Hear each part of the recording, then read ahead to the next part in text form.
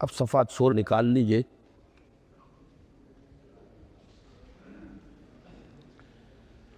ہندوستانی مسلمانوں کی قومی سیاست مذہب سے جس تیزی سے دور ہوتی جا رہی تھی، اگر یہ بعد اسی طرح بڑھتا رہتا تو بات نہ معلوم کہاں تک جا پہنچتی۔ لیکن اللہ تعالیٰ کا بڑا فضل و کرم ہوا کہ اس دور میں چند شخصیتیں ایسی بھی ابھریں جنہوں نے اس بعد کو کم کرنے کی کوشش کی، اور اس میں انہیں کسی حد تک کامیابی بھی ہوئی۔ ان شخصیتوں میں سر فہرست علامہ اقبال کا نام ہے۔ انہوں نے مسلمانوں کی قومی تحریک میں مذہبی جذبے اور رنگ کی آمیزش کی جو کامیاب کوشش کی وہ ظاہر و باہر ہے، لیکن یہ بھی ظاہر ہے کہ وہ مذہبی آدمی ہرگز نہ تھے، لہذا ان کی کوششوں سے قومی تحریک میں کم از کم وقتی طور پر مذہبی روح تو ایک حد تک پیدا ہو گئی، لیکن مذہبی طبقات سے اس کا بعد کسی طرح کم نہ ہوا۔ ایک قومی شاعر کی حیثیت سے جب منظر عام پر آئے علامہ اقبال، ملی شاعر، قومی شاعر، تو گویا کہ اس ملی امنگ اور قومی امنگ کے اندر مذہب اور سیاست کا ایک امتزاج تھا، کم سے کم جذبے کی حد تک، نظری طور پر فلسفے کی حد تک۔ لیکن یہ کہ چونکہ وہ خود کوئی مذہبی طبقات سے تعلق رکھنے والی شخصیت نہیں تھے، لہذا طبقاتی بعد جو تھا وہ ختم نہیں ہوا، اس میں کوئی کمی نہیں آئی۔ علامہ کے ساتھ ہی ایک دوسری عظیم شخصیت جس نے ایک بار حکومت الہیہ کا نعرہ لگا کر امت مسلمہ کی عمر رفتہ کو آواز دی اور امام الہند کا خطاب پایا، وہ مولانا ابوالکلام مرحوم کی تھی۔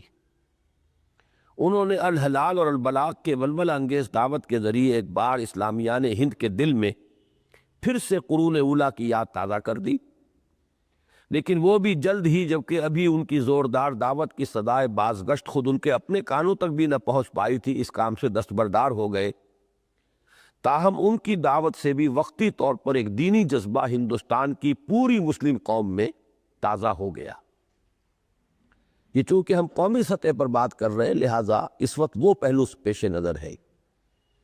علمی نہیں، قومی سطح پر ایک جذبہ، ذرا عمر رفتہ کو آواز دینا، اس قرون اولیٰ کی ایک یاد کا تازہ ہو جانا، تو اس کو شعر کے میدان میں علامہ اقبال اور نثر کے میدان میں اور خطیبانہ انداز میں مولانا ابوالکلام آزاد نے۔ امام الہند کی دعوت کی گھن گرج کچھ کم ہوئی ہی تھی کہ ایک تیسری شخصیت جسے انہی کی شخصیت کا معنوی تسلسل قرار دیا جا سکتا ہے،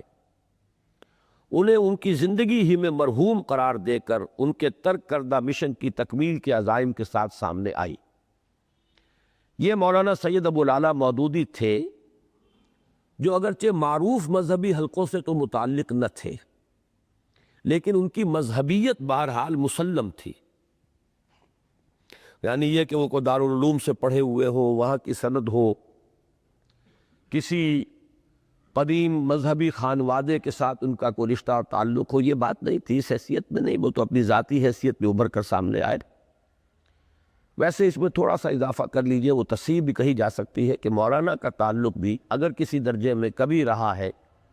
تو وہ جمعیت علماء ہند کے ساتھ ہی رہا ہے، اس لیے کہ الجمعیت جو کہ پرچہ تھا جمعیت علماء ہند کا، اس کے یہ ایڈیٹر رہے ہیں اپنی نوجوانی کے دور میں۔ اسی لیے بعض حضرات کہتے ہیں کہ یہ بھی در حقیقت علماء دیوبند ہی کے پروردہ اور تربیت دادہ شخص ہے،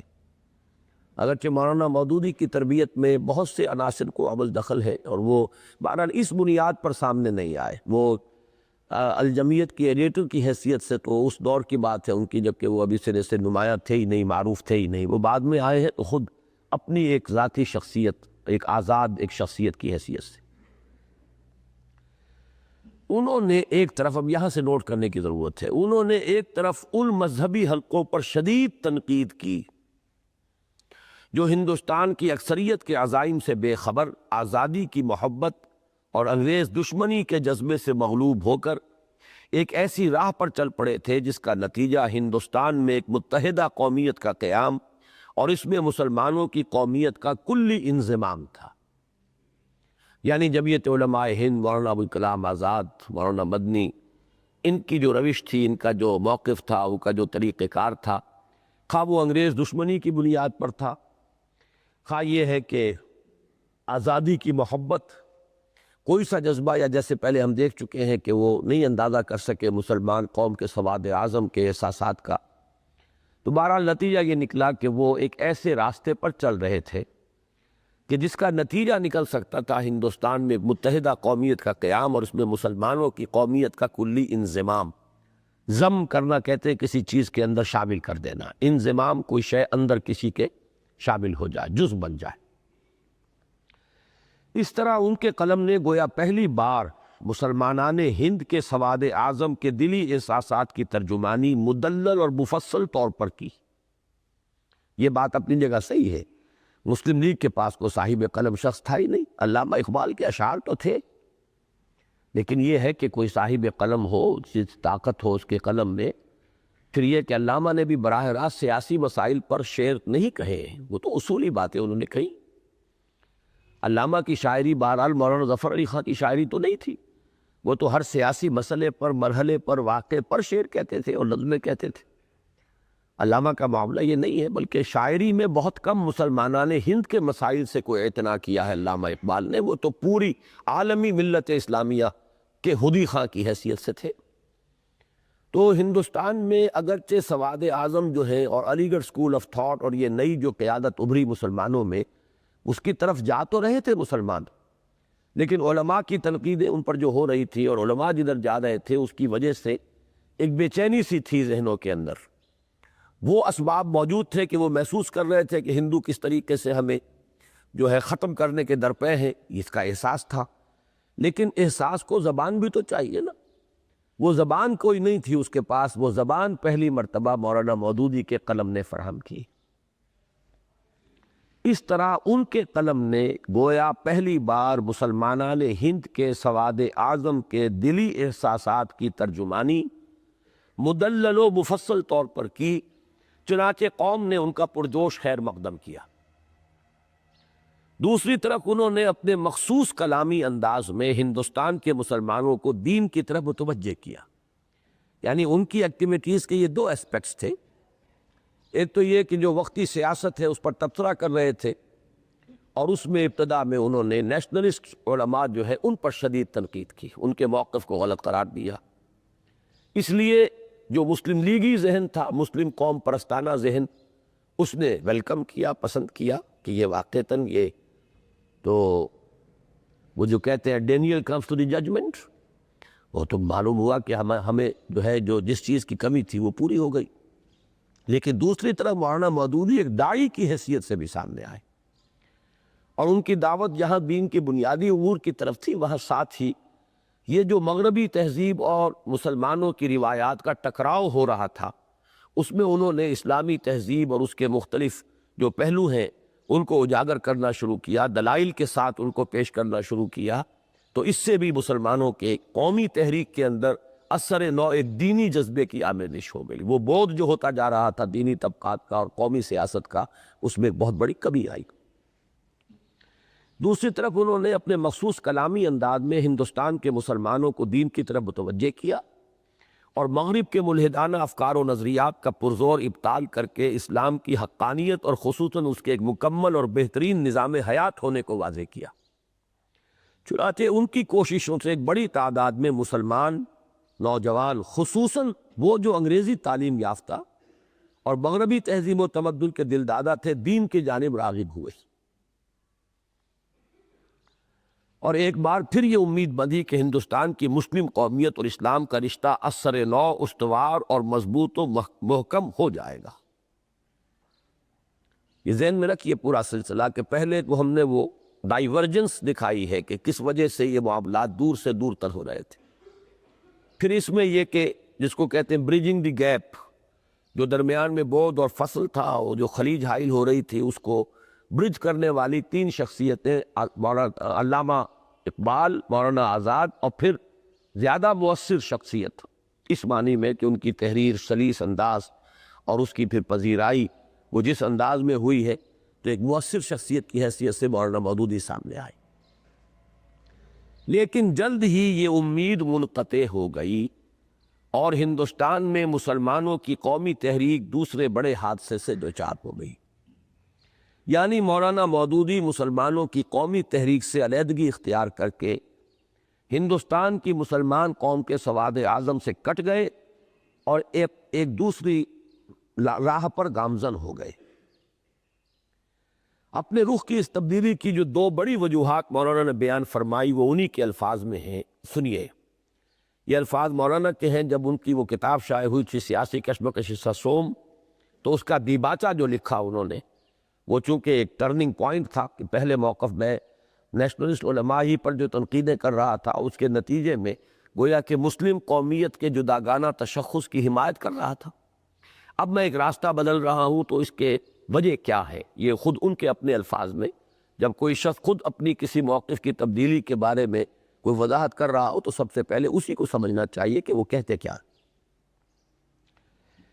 مولانا لکھتے ہیں کہ پہلی وجہ یہ تھی کہ اس نئی تحریک کے دور میں عامت المسلمین کی قیادت و رہنمائی ایک ایسے گروہ کے ہاتھ میں چلی گئی جو دین کے علم سے بے بہرا ہے اور محض قوم پرستانہ جذبے کے تحت اپنی قوم کے دنیاوی مفاد کے لیے کام کر رہا ہے۔ دین کا علم رکھنے والا عنصر اس گروہ میں اتنا بھی نہیں جتنا آٹے میں نمک ہوتا ہے، اور اس قدر قلیل کو بھی کوئی دخل رہنمائی میں نہیں ہے۔ میں دیکھ رہا ہوں کہ ہندوستان میں اس سے پہلے کبھی عام مسلمانوں کا اعتماد علماء دین سے ہٹ کر اس شدت کے ساتھ غیر دیندار اور ناواقف دین رہنماؤں پر نہیں جمع تھا۔ میرے نزدیک یہ صورتحال اسلام کے لیے وطنی قومیت کی تحریک سے کچھ کم خطرناک نہیں ہے۔ یہ الفاظ انڈرلائن کر لیجئے۔ اب اس مسلم نیشنلسٹ موومنٹ کو بھی ایکویٹ کر رہے ہیں وہ اپنے نتائج کی خطرناکی کے اعتبار سے۔ وہ جو انڈین نیشنلزم کا تصور تھا، پہلے جو بھی اس کے خلاف تنقیدیں کی تھی، اب اس کو برابر قرار دے رہے ہیں کہ در حقیقت اتنا ہی خطرناک اور مضر یہ معاملہ بھی ہے۔ اگر ہندوستان کے مسلمانوں نے دین سے بے بہرا لوگوں کی قیادت میں ایک بے دین قوم کی حیثیت سے اپنا علیحدہ وجود برقرار رکھا بھی، جیسا کہ ٹرکی اور ایران میں برقرار رکھے ہوئے ہیں، تو ان کے اس طرح زندہ رہنے میں اور کسی غیر مسلم قومیت کے اندر فنا ہو جانے میں آخر فرق ہی کیا ہے؟ معلوم یہ ہوا کہ وہ نام کا اسلام جو بھی ہے، نسلی اسلام، نام کا اسلام، ظاہر اسلام،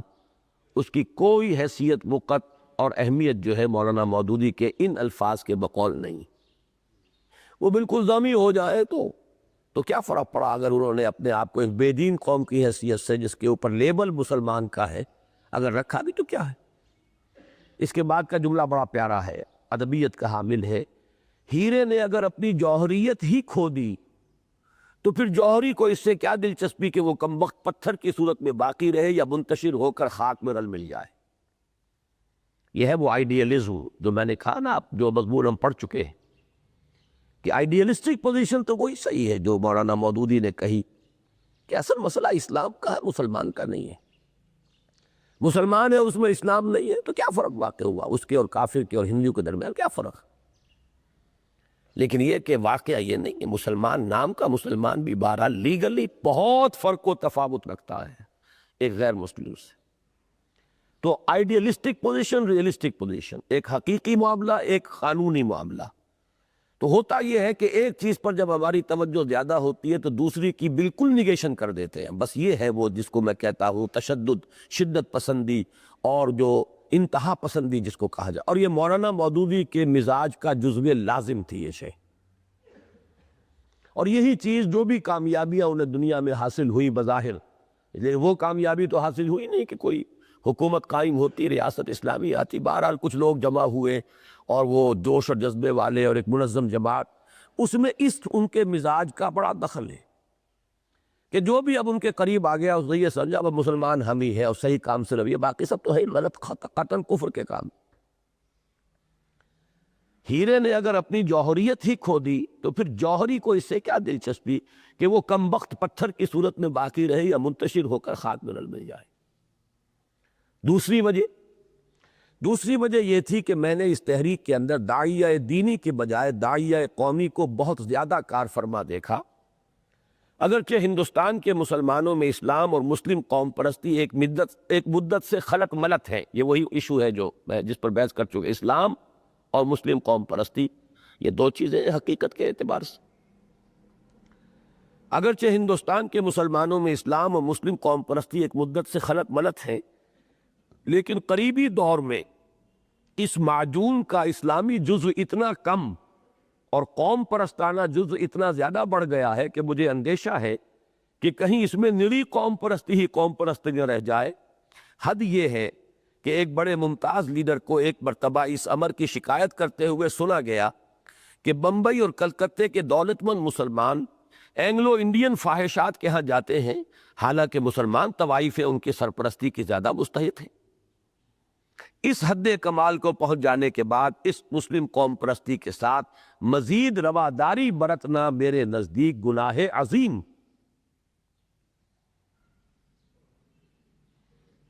یہ ہے وہ شدت۔ اب ظاہر بات ہے کسی ایک شخص نے کہہ بھی دیا، چلیے 150,000 آدمی کہہ بھی دے تو اس کو اس طریقے سے پوری طرح اس قوم پرستانہ تحریک کے اوپر لیبل بنا دینا، یہ تو پھر ایک اپنا حساب ہے نا آدمی کا۔ لیکن ابھی تو یہ سمجھیے کہ ان کا موقف کیا تھا، انہوں نے خود مانا ہے کہ ہم نے ٹرن لیا ہے ایک، گویا کہ اب میں مزید اس تحریک کے ساتھ، اگرچہ مسلم لیگ میں تو شامل وہ کبھی بھی نہیں تھے، لیکن یہ کہ اپنی تحریر کے ذریعے، اپنے قلم کے ذریعے، اپنی صلاحیتوں کے ذریعے تقویت دے رہے تھے اب تک اس مسلم نیشنلسٹ موومنٹ کو، اور نفی کر رہے تھے اور تردید کر رہے تھے انڈین نیشنلسٹ علماء کی، نیشنلسٹ علماء جنہیں کہا جاتا ہے۔ لیکن اب انہوں نے ٹرن لیا، اس لیے کہ اس راستے پر چلتے رہتے تو وہ مسلم قوم پرستی کی تحریک میں کچھ نہ کچھ مذہبی عنصر جو ہے وہ موجود رہتا۔ ایک طبقہ تو پہلے کٹ گیا تھا، وہ نیشنلسٹ علماء۔ اب ایک شخصیت ابھری تھی جو کم سے کم دین سے ایک مس رکھنے والی، دین کے لیے قلم جس کا نہایت صلاحیت رکھنے والا، دین کے لیے اس کی خدمات جو ہیں وہ تصنیف و تالیف کے میدان میں نہایت وقی، وہ شخص اگر اس مسلم جو قومی قیادت تھی یا قومی سیاست تھی اس کے ساتھ رہتا تو کچھ نہ کچھ اس کے اندر بھی دوسرے اثرات کو نیوٹرلائز کیا جا سکتا تھا۔ لیکن بہرحال یہ ان کا اپنا ججمنٹ تھا، ان کا اپنا فیصلہ ہے، جو بھی فیصلہ انہوں نے کیا، جو بھی فیصلہ کیا۔ اب کوئی اور شخص تو نفسیاتی اعتبار سے کوئی اور توجیہ کر سکتا ہے، جیسے کہ شاید آگے آ جائے گا کہ یہ زید سولیری صاحب نے اس کی کیا وجہ بیان کی، کیونکہ وہ مضمون اس کے پس منظر میں ہے میرے اس تحریر کے، جہاں سے شروع ہوا تھا اس وقت بھی ان کا حوالہ، آگے پھر حوالہ آئے گا۔ لیکن یہ ہے کہ یہ توجیہ تو کسی ناقد کی ہے، اختلاف کرنے والی کی ہے، پھر یہ کہ وہ نیت کا معاملہ ہے۔ مولانا مودودی نے جو وجوہ بیان کی ہے اپنے اس ٹرن کی وہ یہ، اگرچہ بہت سے لوگوں کے نزدیک مولانا مودودی کی مسلمانان ہند کی قومی جد و جہد سے کنارہ کشی کا اصل سبب بالکل ذاتی تھا، چنانچہ ان کی ترجمانی کرتے ہوئے متذکرہ صدر کالم نویس صاحب یعنی زید سولیری صاحب تحریر فرماتے، یہ اسی مضمون کا اقتباس ہے، مولانا نے تحریک پاکستان سے اپنی کنارہ کشی کا کبھی کوئی سبب بیان نہیں کیا۔ اس کے آگے میں نے یہ کوسچن مارک لگایا ہوا ہے کہ یہ سولیری صاحب نے کیسے کہہ دیا؟ مولانا سبب بیان کیا ہے، آپ اس پر گفتگو کیجئے۔ یا یہ مطالعے کی کمی ہے اور یا یہ بددیانتی ہے، دو ہی شکلیں ہیں، یا تو انہوں نے پڑھا ہی نہیں، اور میں یہ نہیں ماننے کو تیار کہ سولیری صاحب نے پڑھا نہ ہو، اس لیے کہ پرانے صحافی ہیں، پھر مودودی صاحب پر قلم اٹھا رہے ہیں، لکھ رہے ہیں،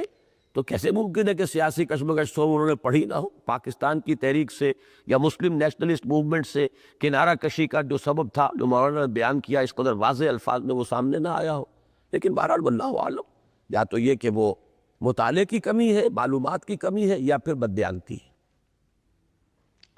لیکن اس کی وجہ بہرحال تھی۔ اب یہ بیان کر رہے ہیں سولیری صاحب کی وجہ کیا تھی، اور بعدنا تعمل جو بات معلوم ہو جاتی ہے وہ یہ ہے کہ مولانا نے مسلمانوں کی جداگانہ قومیت کا پرچار اس امید میں کیا تھا کہ وہ اپنی قیادت انہی کو سونپ دیں گے، لیکن جب یہ واضح ہو گیا کہ مسلمانوں نے جس شخص کی صدا پر کان دھرا وہ بجائے ان کے قائد اعظم تھے تو انہوں نے فوراً اس پورے نقشہ کار ہی کو تج دیا، گویا مولانا مودودی کی غداری کا اصل سبب خالص ذاتی تھا۔ یہ چارج ہے جو سولیری صاحب نے مولانا مودودی پر لگایا کہ یہ صرف مسئلہ جو ہے یہ در حقیقت شخصیت کا تھا، اگر قیادت ان کے ہاتھ میں آ جاتی تو یہ دوسری پگڈنڈی جو ہے وہ نکالتے نہ اپنے لیے۔ اچھا، یہ بات اس درجے میں واقع کے اعتبار سے صحیح ہو سکتی ہے کہ مولانا خود یہ بیان کر رہے ہیں کہ قیادت ایسے لوگوں کے ہاتھ میں چلی گئی ہے جو دین سے بے بہرہ ہے۔ اگر اس تحریک کی قیادت میں وہ لوگ ہوتے یا مؤثر ہوتے جو دین کے ساتھ ایک کمٹمنٹ رکھتے ہیں اور دین کے ساتھ ان کا ذہنی اور علمی رشتہ بھی ہے اور عملی رشتہ بھی ہے، تو پھر یقیناً علیحدہ راستہ نکالنے کی ضرورت نہ ہوتی۔ تو ڈی فیکٹو تو یہ معاملہ جو ہے اپنی جگہ پر جو ہے منطق کے مطابق صحیح ہے، لیکن آیا مولانا کا اصل سبب یہی ذاتی تھا جو سلیری صاحب کہہ رہے؟ تو یہ تو در حقیقت ایک خیانت کا اور ایک بددیانتی کا اور نیت کے اوپر حملہ ہے۔ تو میں نے یہ لکھا ہے،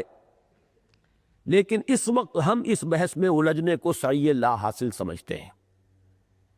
بلکہ ہمارے نزدیک مولانا نے 1940-41 میں مسلمانان ہند کی قومی تحریک سے کٹ کر اپنے لیے جو کام تجویز کیا، یعنی قومی سطح سے بلند اور گروہی مفادات سے بالا تر ہو کر خالصتاً اللہ کے دین کی دعوت اور تبلیغ و اشاعت، اور وہ بھی خالص علمی و فکری انداز میں، وہ یقیناً قومی جد و جہد کے مقابلے میں بہت اعلیٰ اور عرفہ تھا۔ اب یہ میں اپنے آپ کو شاباش اس وقت دے رہا ہوں دلی دل میں کہ انتہائی تلخی کے دور میں بھی الحمدللہ کہ یہ الفاظ بھی موجود ہیں میرے قلم سے نکلے ہوئے، وہ عدم توازن اس وقت بھی نہیں۔ حالانکہ یہ دور وہ ہے جب کہ میں نے یہ الفاظ لکھے جب مجھے شدید نفرت ہو چکی تھی مولانا۔ لیکن یہ کہ آدمی کو کوشش کرنی چاہیے کہ جو بات صحیح ہے اس کو صحیح کہے۔ یہ تو نہیں کہ کسی سے نفرت ہو گئی ہے تو اس کی خوبی کو بھی آپ اس کا عیب بھی قرار دے دیں۔ نفرت، محبت، عقیدت اپنی جگہ، اور جو بات حق ہے، جو صحیح ہے، جو سچ ہے، اس کا اقرار، اس کا اعتراف ہونا چاہیے۔ یہی بات ہے جو اس تحریر میں سن 74 میں نے لکھی، یعنی اس کے 7 سال بعد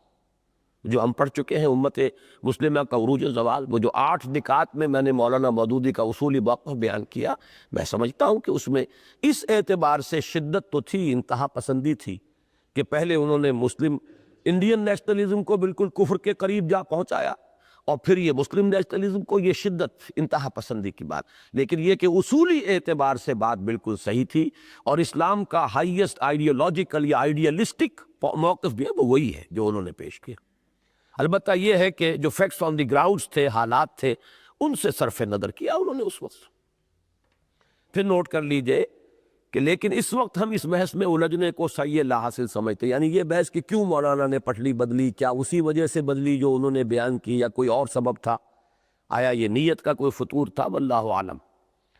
بلکہ ہمارے نزدیک مولانا نے سن 40-41 میں مسلمانان ہند کی قومی تحریک سے کٹ کر اپنے لیے جو کام تجویز کیا، یعنی قومی سطح سے بلند اور گروہی مفادات سے بالا ہو کر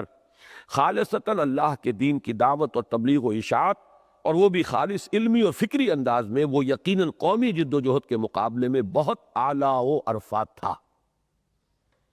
تاہم قومی جد و جہد کے نقطہ نظر سے مولانا مودودی کے رخ کی یہ تبدیلی سخت نقصان دہ ثابت ہوئی۔ اب اس اینگل سے آئیے، قومی اور سیاسی اعتبار سے، مجموعی اعتبار سے، اس سے نہ صرف یہ کہ مسلمانوں کی قومی تحریک کے اسلام سے حقیقی و معنوی بعد میں مزید اضافہ ہو گیا، بلکہ طبقہ متوسط کے نہایت مخلص اور سرگرم کارکنوں کی ایک بہت بڑی تعداد بھی قومی جد و جہد سے لا تعلق ہو گئی۔ یعنی جو مولانا سے منسلک ہوئے تھے یہ طبقہ متوسط کے جدید تعلیم یافتہ لوگ بھی تھے ان میں، اور یہ ہمارے مڈل کلاس کے بڑے مخلص لوگ تھے۔ وہ 300 تھے یا 400 تھے یا 600 تھے، کیا ارکان کی تعداد تھی اس وقت بھائی جبیل صاحب؟ پارٹیشنز سے متصل قبل ارکان کی تعداد کیا تھی جماعت کے؟ جی 600 افراد اس وقت تھے، لیکن یہ تو رکن تھے۔ ان میں سے آپ کم سے کم ایک کے ساتھ 10 کو اور شامل کیجئے جو ان کے حلقہ اثر میں لوگ تھے، اور یہ سب لوگ ایکٹیو تھے، کام کر رہے تھے میدان میں۔ یہ سب کے سب بھی اس قومی فرنٹ سے وڈرا ہو گئے۔ تو یہ قومی سطح پر گویا کہ سیاسی اور قومی سطح پر یہ دوسرا شوق تھا، دوسرا نقصان تھا۔ تو یہ 2 حادثے تھے جن کا شروع میں ذکر کیا تھا کہ یہ ہماری بدقسمتی، وہاں تو خیر الفاظ آ گئے جو اب میں لکھتا تو قطعاً نہ لکھتا، یا اسلام کی بدقسمتی۔ اسلام کی کیا بدقسمتی ہوگی، یہ ہماری ہی بدقسمتی سمجھیے کہ ہندوستان میں یہ جو دور نیا آیا اور انگریز کے آنے کے بعد سے جو نیا سیاسی جو نقشہ جمع ہے، اس میں مسلمانوں کی قومی تحریک کو پے بپے ایسے حادثات سے دوچار ہونا پڑ گیا جس کے نتیجے میں اس کا بعد اور فصل جو ہے مذہب سے اور دین سے ہوتا چلا گیا، بڑھتا چلا گیا، اور یہ بالکل خالص سیکولر رخ کے اوپر چلی گئی۔ اس میں پہلا حادثہ وہ علماء دیوبند اور ان کے ساتھ ان کی تو تعداد بہت تھی، ان کے اثرات بہت تھے۔ وہ تو ایک تحریک تھا دیوبند، وہ کوئی ایک دارالعلوم نہیں تھا، بہت بڑی تحریک، اور ان کے پاس تو ہزاروں کی تعداد میں بڑے مخلص سیلف لیس ورکرز، بہت ہی یعنی دینی اعتبار سے بھی بلند، روحانی اعتبار سے بھی بہت اونچے، لیکن یہ کہ وہ کٹ گئے۔ اس کے بعد یہ کہ ذرا سا علامہ اقبال اور ابوالکلام آئے، وہ چونکہ خود کوئی مذہبی طبقات سے متعلق نہیں تھے اور اس طرح کا معاملہ نہیں تھا، اور وہ بھی عارضی طور پر مولانا ابوالکلام آزاد ادھر چلے گئے اور علامہ اقبال مسلم لیگ کی طرف آ گئے، چونکہ بعد میں تو مسلم لیگ میں باقاعدہ شامل بھی ہوئے، پروونشل لیگ کے پریزیڈنٹ بھی رہے وہ، اور وہ چلے گئے کانگریس کے اندر۔ وہ گیپ یوں کا تو رہا، تو البتہ مولانا مودودی کی شخصیت ایک ایسی ہوگا۔ تاہم قومی جد و جہد کے نقطہ نظر سے مولانا مودودی کے رخ کی یہ تبدیلی سخت نقصان دہ ثابت ہوئی۔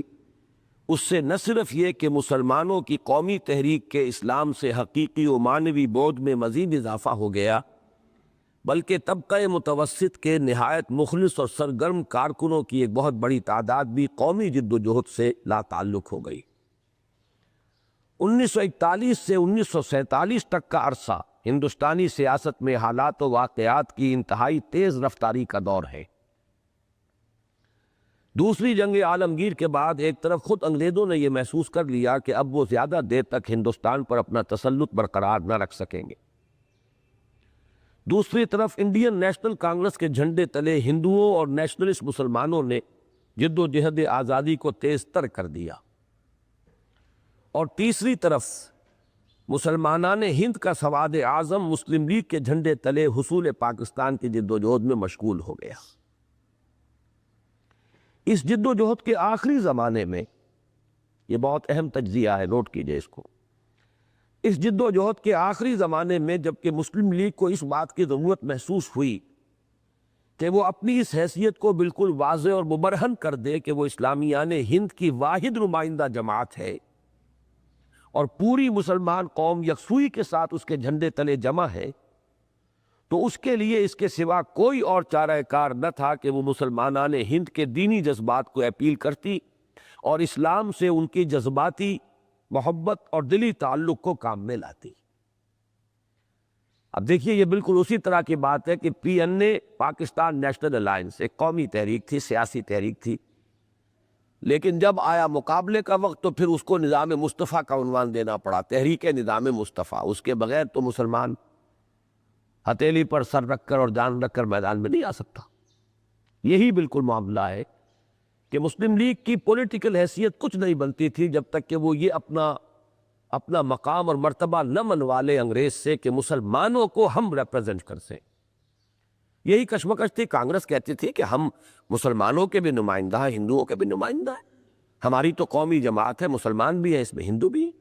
اسی لیے ہر وقت جب بھی کہیں ہوتا تھا کسی نہ کسی مسلمان کو وہ آگے کرتے تھے بات کرنے کے لیے، تاکہ یہ معلوم ہو کہ یہ در حقیقت یہ خالص فرقے وارانہ جماعت ہے مسلم لیگ، اور کانگریس جو ہے یہ تو در حقیقت قومی جماعت ہے، پورے اس کے اندر ہندوستان میں بسنے والے لوگوں کی نمائندگی کرتی۔ مسلم لیگ کا کوئی پولیٹیکل جو ہے وہ وزن ہی نہ ہوتا جب تک کہ یہ بات ثابت نہ ہو جاتی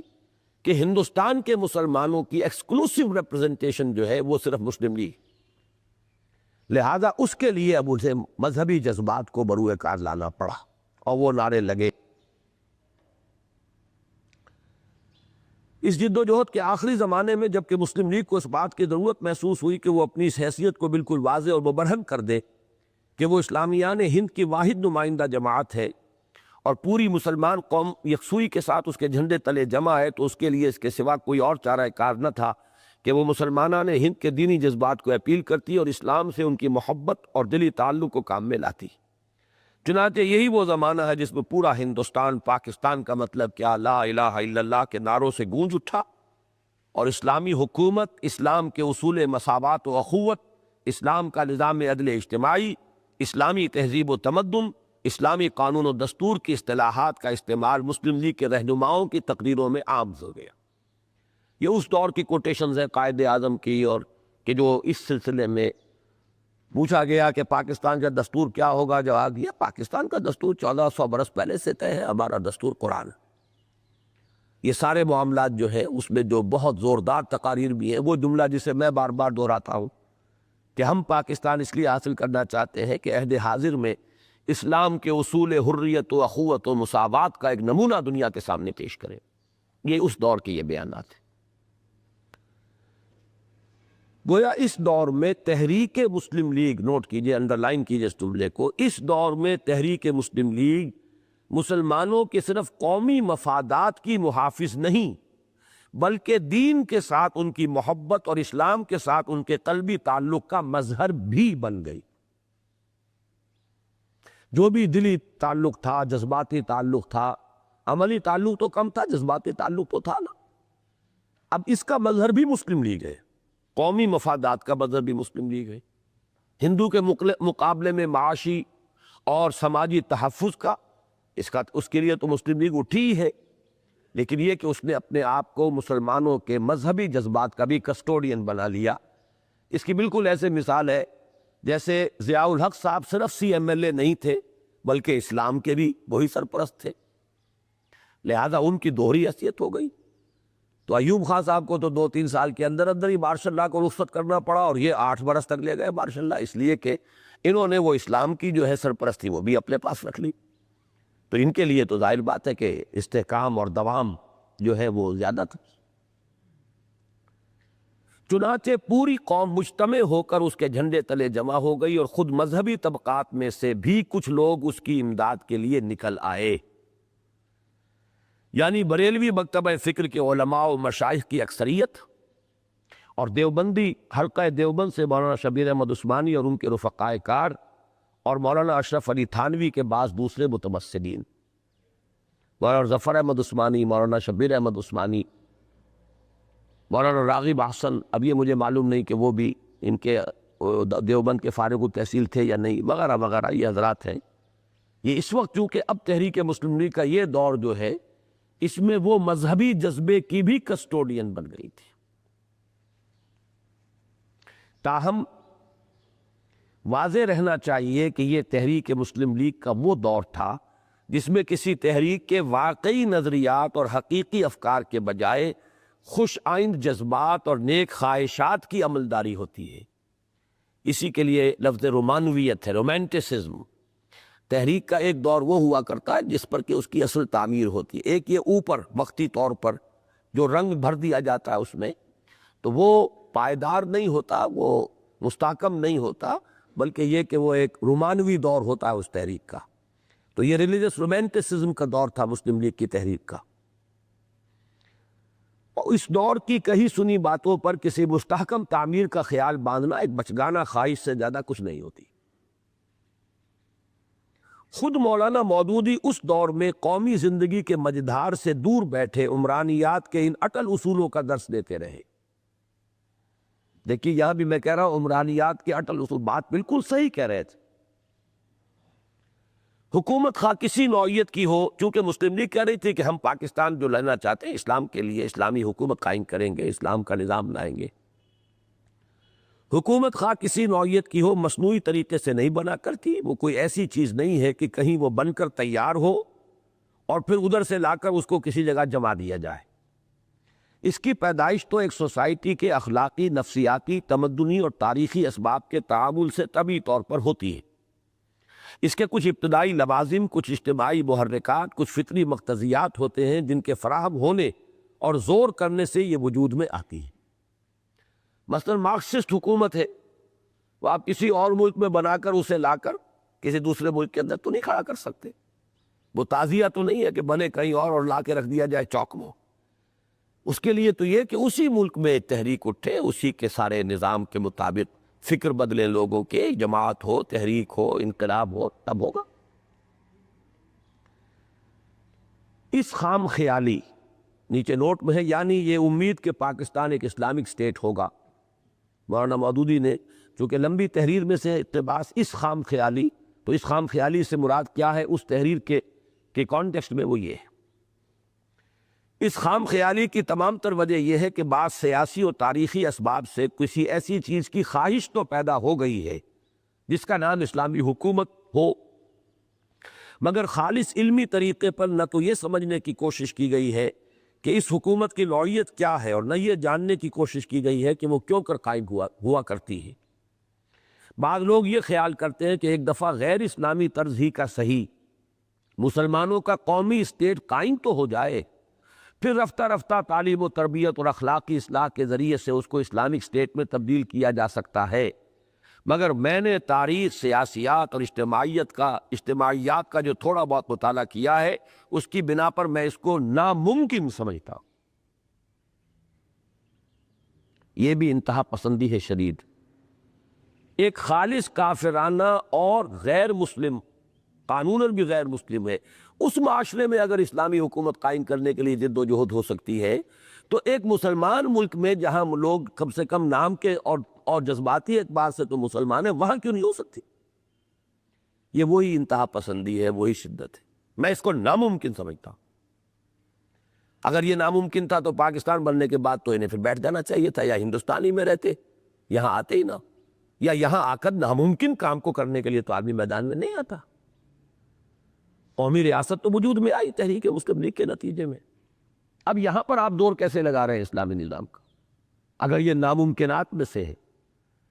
تو محال تو تکلیف مالا یطاق تو شریعت کے اندر ہی نہیں ہے۔ جس چیز کا کہ امکان نہ ہو، اس کو اس کی ذمہ داری انسان پر ڈالی نہیں جاتی۔ یہ ہے انتہا پسند۔ اچھا، ایک تو یہ تو اس مسلمان اور موجودہ سیاسی کشمکش حصہ سوم کا یہ ایک مضمون ہے جو علیحدہ پمفلٹ کی شکل میں بہت یہ شائع ہوا ہے، اسلامی حکومت کیسے قائم ہوتی، اور اس کا سارا تانا بانا در حقیقت تحریک مسلم لیگ اور تحریک پاکستان کی مخالفت پر ہے۔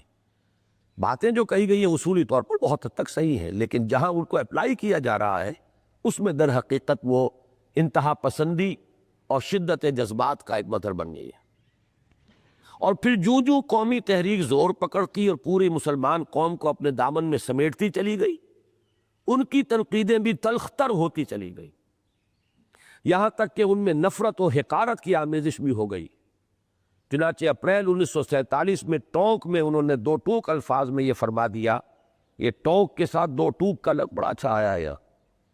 ٹونک شہر کا نام ہے اور دو ٹوک انداز جو ہے یہ محاورہ ہے۔ یہ فرما دیا کہ اسلام کی لڑائی اور قومی لڑائی ایک ساتھ نہیں لڑی جا سکتی، اور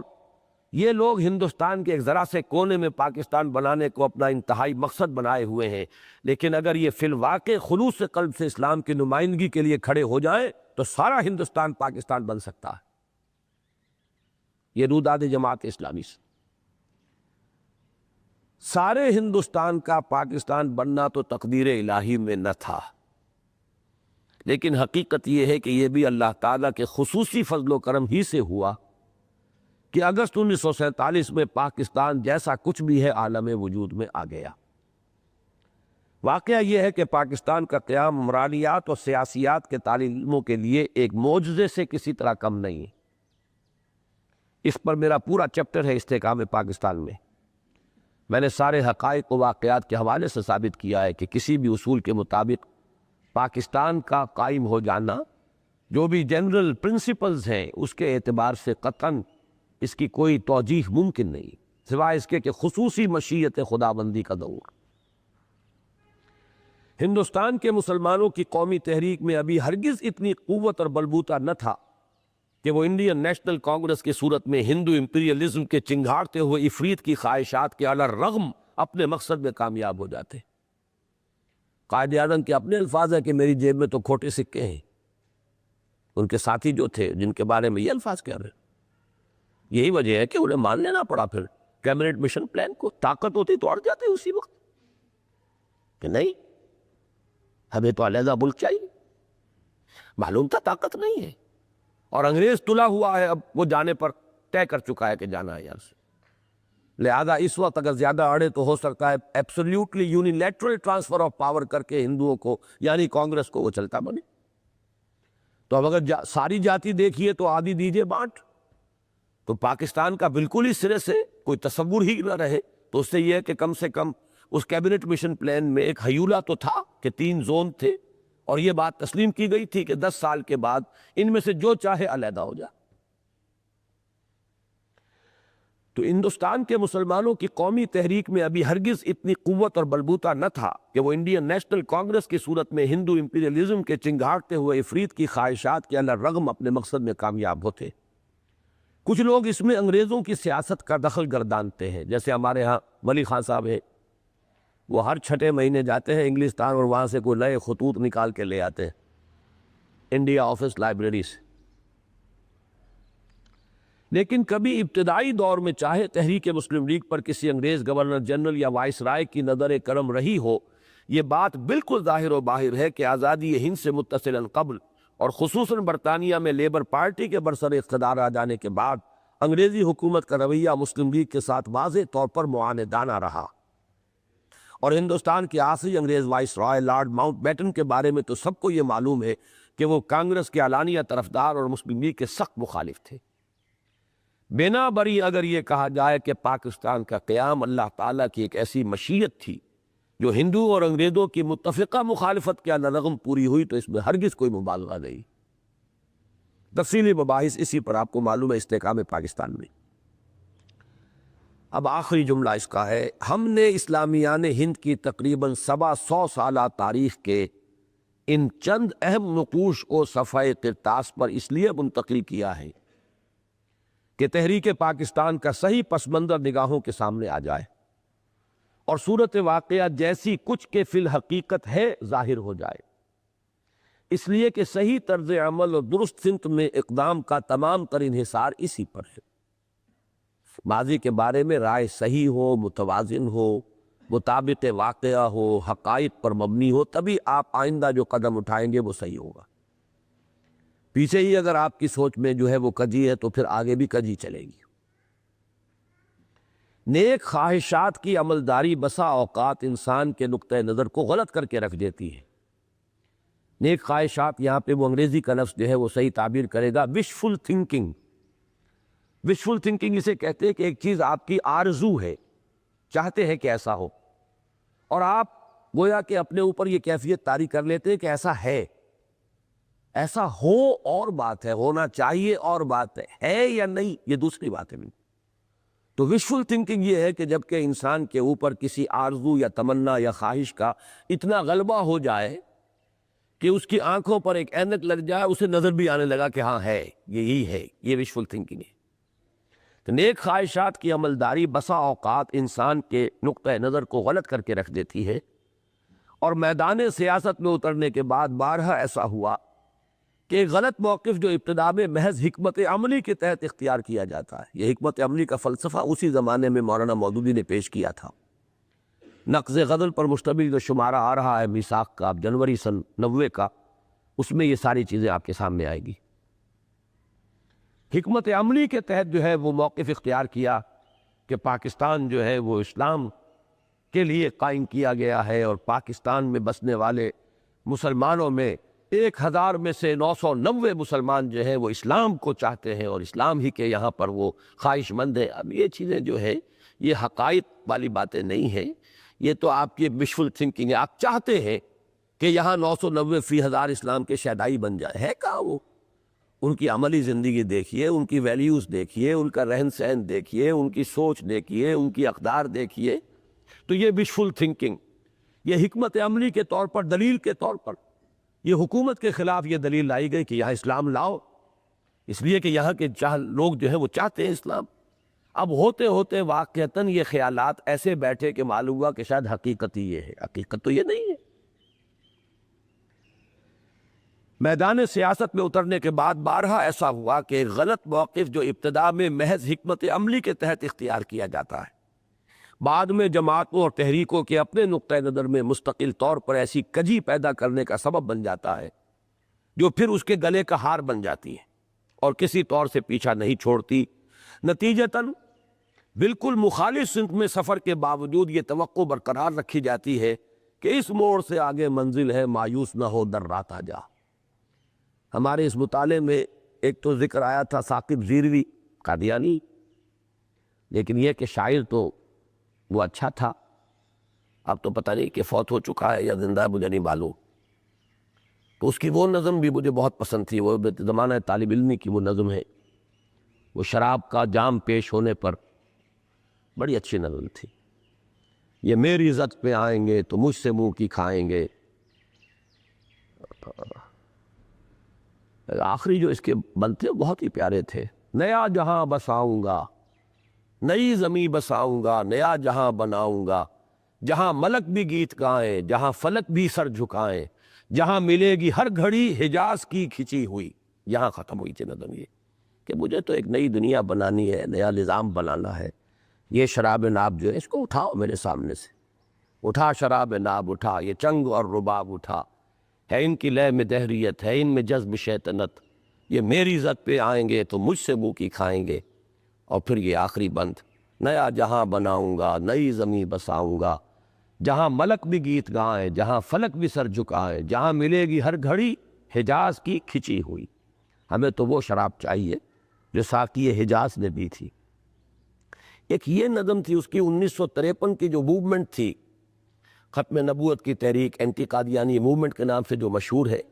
قادیانیوں پر بڑا سخت وقت آیا تھا اس وقت، لیکن اس وقت ان کا یہ قومی شاعر ہے ثاقب دیروی، تو اس نے یہ نظم لکھی تھی، اس موڑ سے آگے منزل ہے، مایوس نہ ہو درراتا جا. یہ اپنے قادیانیوں کا حوصلہ بلند کرنے کے لیے، گھبراؤ نہیں، بس یہ ایک مشکل موڑ ہے، اس سے نکل گئے تو پھر بیڑا پار ہے. اور یہی تحریکوں کے ساتھ ہوتا ہے. 71 کے الیکشن میں نہیں سے تو اگلے میں صحیح، وہ 77 میں بھی نہیں صحیح تو پھر اور اگلے میں صحیح، اس میں بھی نہیں تو پھر ہوگا. تو اس موڑ سے آگے منزل ہے. اب غزوہ بدر کا وقت آ گیا ہے، وہ غزوہ بدر آ رہا ہے مسلسل، لیکن یہ کہ وہ منزل جو ہے وہ کہیں نہیں ہے. لیکن اپنے جو بھی وابستگان ہیں انہیں اسی طریقے سے مطمئن کیا جاتا، اس موڑ سے آگے منزل ہے، مایوس نہ ہو درراتا جا. آئندہ صحبت میں انشاءاللہ ہم قیام پاکستان کے بعد کے 20 سالوں کا جائزہ لیں گے. جائزہ اسی نقطہ نظر سے لیں گے، اور پھر ہمارے نزدیک اسلام اور پاکستان دونوں کے ساتھ خلوص اور خیر خواہی کا تعلق رکھنے والوں کو جو طرز عمل اختیار کرنا چاہیے اسے بیان کریں گے. وما توفیقی الا باللہ العلی العظیم. یہ ہے مارچ 1967 کا میثاق کا تذکرہ و تبصرہ. اب آئیے قیام پاکستان کے بعد مذہبی طبقات کا طرز عمل ہونا کیا چاہیے تھا، ہوا کیا. یہ اپریل 67 میں اسی مضمون کی دوسری قسط ہے. پاکستان کا قیام ہرگز ایک معمولی واقعہ نہ تھا. دنیا کے نقشے پر اس طرح اچانک اور بالکل غیر متوقع طور پر وقت کی عظیم ترین مسلمان مملکت کا رونما ہو جانا یقیناً مشیت ایزدی اور حکمت خدابندی میں کسی بڑی تدبیر کے سلسلے کی کڑی تھا. بعد کے حالات میں یہ خیال کبھی مایوسی کے تحت دب جاتا ہے، کبھی پھر ابھر آتا ہے. بہرحال یہ میں نے بارہا کہا ہے کہ جیسے اللہ کے ساتھ انسان کا معاملہ جو ایک حدیث میں آیا ہے، بین الخوف والرجاء رہنا چاہیے، خوف بھی ہو امید بھی ہو، اس کی رحمت کی امید، اس کے عذاب کا خوف. اسی طرح پاکستان کے معاملے میں کبھی پھر امید بن جاتی ہے، کبھی حالات آتے ہیں گھٹا ٹوپ اندھیرا تو پھر وہ جو ہے امید کا دامن ہاتھ سے چھوٹتا محسوس ہوتا ہے. بعض حضرات پر یہ رد عمل جو ہے اتنا شدید ہوا، جن میں چشتی صاحب خاص طور پر یوسف سلیم چشتی صاحب، انہوں نے بڑا وقت لگایا تھا تحریک مسلم لیگ میں، بہت بڑے مقرر تھے، جہاں الیکشن ہوتا تھا وہاں بلائے جاتے تھے. جسے بعد میں وہ کہا کرتے تھے کہ ہم نے پتہ نہیں 20 سال کہتے تھے یا 24 سال کہتے تھے، ہم نے مسلم لیگ کا بھاڑ جھونکا. پھر وہ جس شدت جذبات میں ان کی تعبیر یہ ہوتی تھی. لیکن پھر جو پاکستان میں حالات ہوئے اس سے شدید رد عمل ان پر ہو گیا تھا، اور بالکل مایوسی کی کیفیت. اور پھر یہ بھی کہ یہ تحریک تھی ہی غلط، یہ ہماری حماقت تھی، ہماری یہ در حقیقت یہ ساری سوچ ہی غلط تھی، صغرا کبرا ہی اس کا صحیح نہیں تھا. یہی وجہ ہے کہ پھر ان میں عقیدت جو ہے بڑی شدید اور گہری عقیدت مولانا مدنی رحمۃ اللہ علیہ کی پیدا ہوئی. یہ بھی در حقیقت سارے ان کے اس رد عمل ہی کا پہلو ہے. ایک پہلو اس میں اچھا ہے کہ انہوں نے جو گستاخیاں کی تھی اس تحریک مسلم لیگ کے دور میں مولانا مدنی کی شان میں، اس پر انہوں نے پھر باقاعدہ ایک معافی نامہ لکھا جسے میں نے شائع کیا میثاق میں. لیکن پاکستان میں وہ مضمون کہیں اور نہیں چھپ سکتا تھا. دیوبندی پرچے بھی چھاپنے سے ڈر رہے تھے کہ ایسا مضمون بھی چھاپا جا سکتا ہے. وہ یہاں پڑھا رہا، یہ انجمن خدام الدین جو ہے اس کا پرچہ خدام الدین 1 سال تک رہا، وہ مولانا عبید اللہ انور صاحب کے پاس وہ مضمون وہ شائع نہیں کر سکے اس سے۔ مجھ سے ذکر کیا چیتر صاحب نے کہا، میں نے کہا مجھے دیجئے، آپ لائیے، میں شائع کرتا ہوں۔ میں نے میثاق میں شائع کی، جس میں انہوں نے اپنا توبہ نامہ، اور بہرحال ان کے اوپر تو بہت شدید رد عمل تھا کہ یہ سب فریب تھا اور سب دھوکہ ہم نے کھایا، کوئی اسلام کا معاملہ نہیں تھا، وغیرہ وغیرہ۔ لیکن میرا معاملہ، جیسا کہ میں نے استحکام پاکستان میں لکھا ہے، میں ابھی تک اس صغرا کبرا کو صحیح سمجھتا ہوں، میرا تجزیہ یہی ہے، اور میں یہی سمجھتا ہوں کہ اللہ تعالیٰ کی مشیت میں کوئی بڑا خیر اس خطۂ ارضی کے ساتھ وابستہ ہے۔ البتہ دیر ہو سکتی ہے، اس دیر ہونے میں درمیانی عرصے میں اپس اینڈ ڈاؤنز، کوئی ہماری سزائیں اللہ ہمیں دے کسی طریقے سے، تو وہ بات دوسری ہے۔ لیکن یہ کہ میری امید جو ہے وہ قائم ہے کہ یہ مشیت ایزدی کا ایک سلسلے کی ایک کڑی ہے، اور اس سے وہ اسلام کا جو فائنل گلوبل ڈومینیشن ہونا ہے اس کے سلسلے کا نقطہ آغاز اگر اللہ کو منظور ہے تو وہ یہی خطہ ارضی بنے گا، واللہ عالم۔ پاکستان کا قیام ہرگز ایک معمولی واقعہ نہ تھا۔ دنیا کے نقشے پر اس طرح اچانک اور بالکل غیر متوقع طور پر وقت کی عظیم ترین مسلمان مملکت کا رونما ہو جانا یقیناً مشیت ایزدی اور حکمت خداوندی میں کسی بڑی تدبیر کے سلسلے کی کڑی تھا، اور اب ضرورت اس امر کی تھی کہ قوم کے تمام طبقات اسے ایک عطیہ خداوندی اور نعمت خداداد سمجھتے، اور ماضی کے تمام اختلافات کو بھلا کر کامل توافق و تعاون کے ساتھ اس کی تعبیر میں لگ جاتے۔ یہ طبقات اب کون سے تھے؟ ایک تحریک قومی تھی جس کا کہ مظہر مسلم لیگ، ایک بہت فعال عنصر تھا علماء کرام کا جو یعنی جمعیت علماء ہند سے وابستہ تھا، تیسرا یہ فعال جماعت اسلامی کا، اگرچہ مختصر ترین تھا عددی اعتبار سے، لیکن اپنی تنظیم کی بنیاد پر، اپنی ڈیڈیکیشن کی بنیاد پر اس کی بڑی اہمیت تھی۔ قیام پاکستان کے بعد اس قومی قیادت پر جو اس کے وجود میں آنے کا ذریعہ بنی تھی اور جس کے ہاتھوں میں اس کی حکومت کے تمام اختیار آئے تھے، اچانک بہت سی عظیم اور کٹھن ذمہ داریاں عائد ہو گئی تھیں۔ اس کا فرض تھا کہ ایک طرف اس کے بقا و تحفظ اور دفاع و استحکام کا بندوبست کرتی، اور اس کی انتظامی مشینری کو بدلے ہوئے حالات کے مطابق اثر نو استوار کر کے تعمیری و ترقیاتی منصوبوں پر عمل درآمد شروع کرتی۔ یہ اس کا کام تھا۔ حکومت اس کے پاس آئی، قیادت اس کے پاس آئی، وسائل و ذرائع اس کے پاس آئے، لہذا ڈیولپمنٹ، پروگریس، استحکام جو قومی سطح پر ہونے کے کام ہیں وہ تو ان کا کام تھا، ریہیبلیٹیشن، اور دوسری طرف قوم کی سیاسی تربیت کا ایسا بندوبست کرتی جس سے اس میں سیاسی شعور نشو و نما پاتا، خیالات میں یک رنگی اور مقاصد میں ہم آہنگی پیدا ہوتی، قومی و ملی احساسات اجاگر ہوتے، اور صحت مند سیاست کے خطوط متعین ہوتے چلے جاتے۔ پاکستان کی بقا اور تحفظ و ترقی کے لیے فوری طور پر اگرچہ مقدم الذکر کام اہم تر تھا، لیکن دیر پا استحکام اور ٹھوس تعمیر کے نقطہ نظر سے مؤخر الذکر کام کہیں زیادہ ضروری تھا۔ یعنی یہ جو آپ کے ہاں بنتے ہیں، جو منصوبے بنتے ہیں تعمیر و ترقی کے اور انتظامی معاملات، اگرچہ فوری طور پر تو وہ اہم تر تھے، لیکن ایک ڈیوریبل سٹیبلٹی اور استحکام جو ہے دائمی، اس کے لیے ضروری تھا کہ قوم کی سیاسی ان کے اندر شعور پیدا ہو، اور جس کو کہتے ہیں آپ ڈیموکریٹک انسٹیٹیوشنز ڈیولپ ہوں، اس کے نارمز وجود میں آئیں، اس کے لیے اس کی روایات جو ہے ٹریڈیشنز پختہ ہو جائے۔ یہ کام کس کو کرنا چاہیے تھا؟ وہی کہ جس نے قومی تحریک کی قیادت کی تھی اور پاکستان حاصل کیا تھا۔ مذہبی اور نیم مذہبی طبقات کو عام اس سے کہ پہلے وہ پاکستان کے شدید مخالف تھے یا بزوم خیش کسی عظیم تر منصوبے پر عمل پیرا تھے۔ یعنی پہلی چیز تو وہ ہے جو پاکستان کے شدید مخالف، ان میں تو میں سمجھتا ہوں انہی کو کہ جو کانگریس کے ساتھ ہم آہنگی کے ساتھ، اور وہ ساتھ دے رہے تھے جمعیت علماء ہند کے پلیٹ فارم سے، شدید ترین مخالف تو وہی تھے۔ البتہ مولانا مودودی اور جماعت اسلامی وہ اپنے خیال کے مطابق ایک عظیم تر کام کر رہے تھے اس سے، یہ دو چیزیں۔ لیکن ان دونوں طبقات کے لیے لازم تھا کہ وہ قیام پاکستان کو قدرت کا اشارہ سمجھ کر آئندہ کے لیے اپنے نقطہ نظر کو بالکل تبدیل کر لیتے اور اسے اسلام کی نشأت ثانیہ کا گہوارہ بنانے کے لیے مثبت تعمیری جد و جہد میں بدل و جان مصروف ہو جاتے۔ اب ان میں سے ہر ایک کے کرنے کے کام جدا تھے، وہ میں بیان کر رہا ہوں۔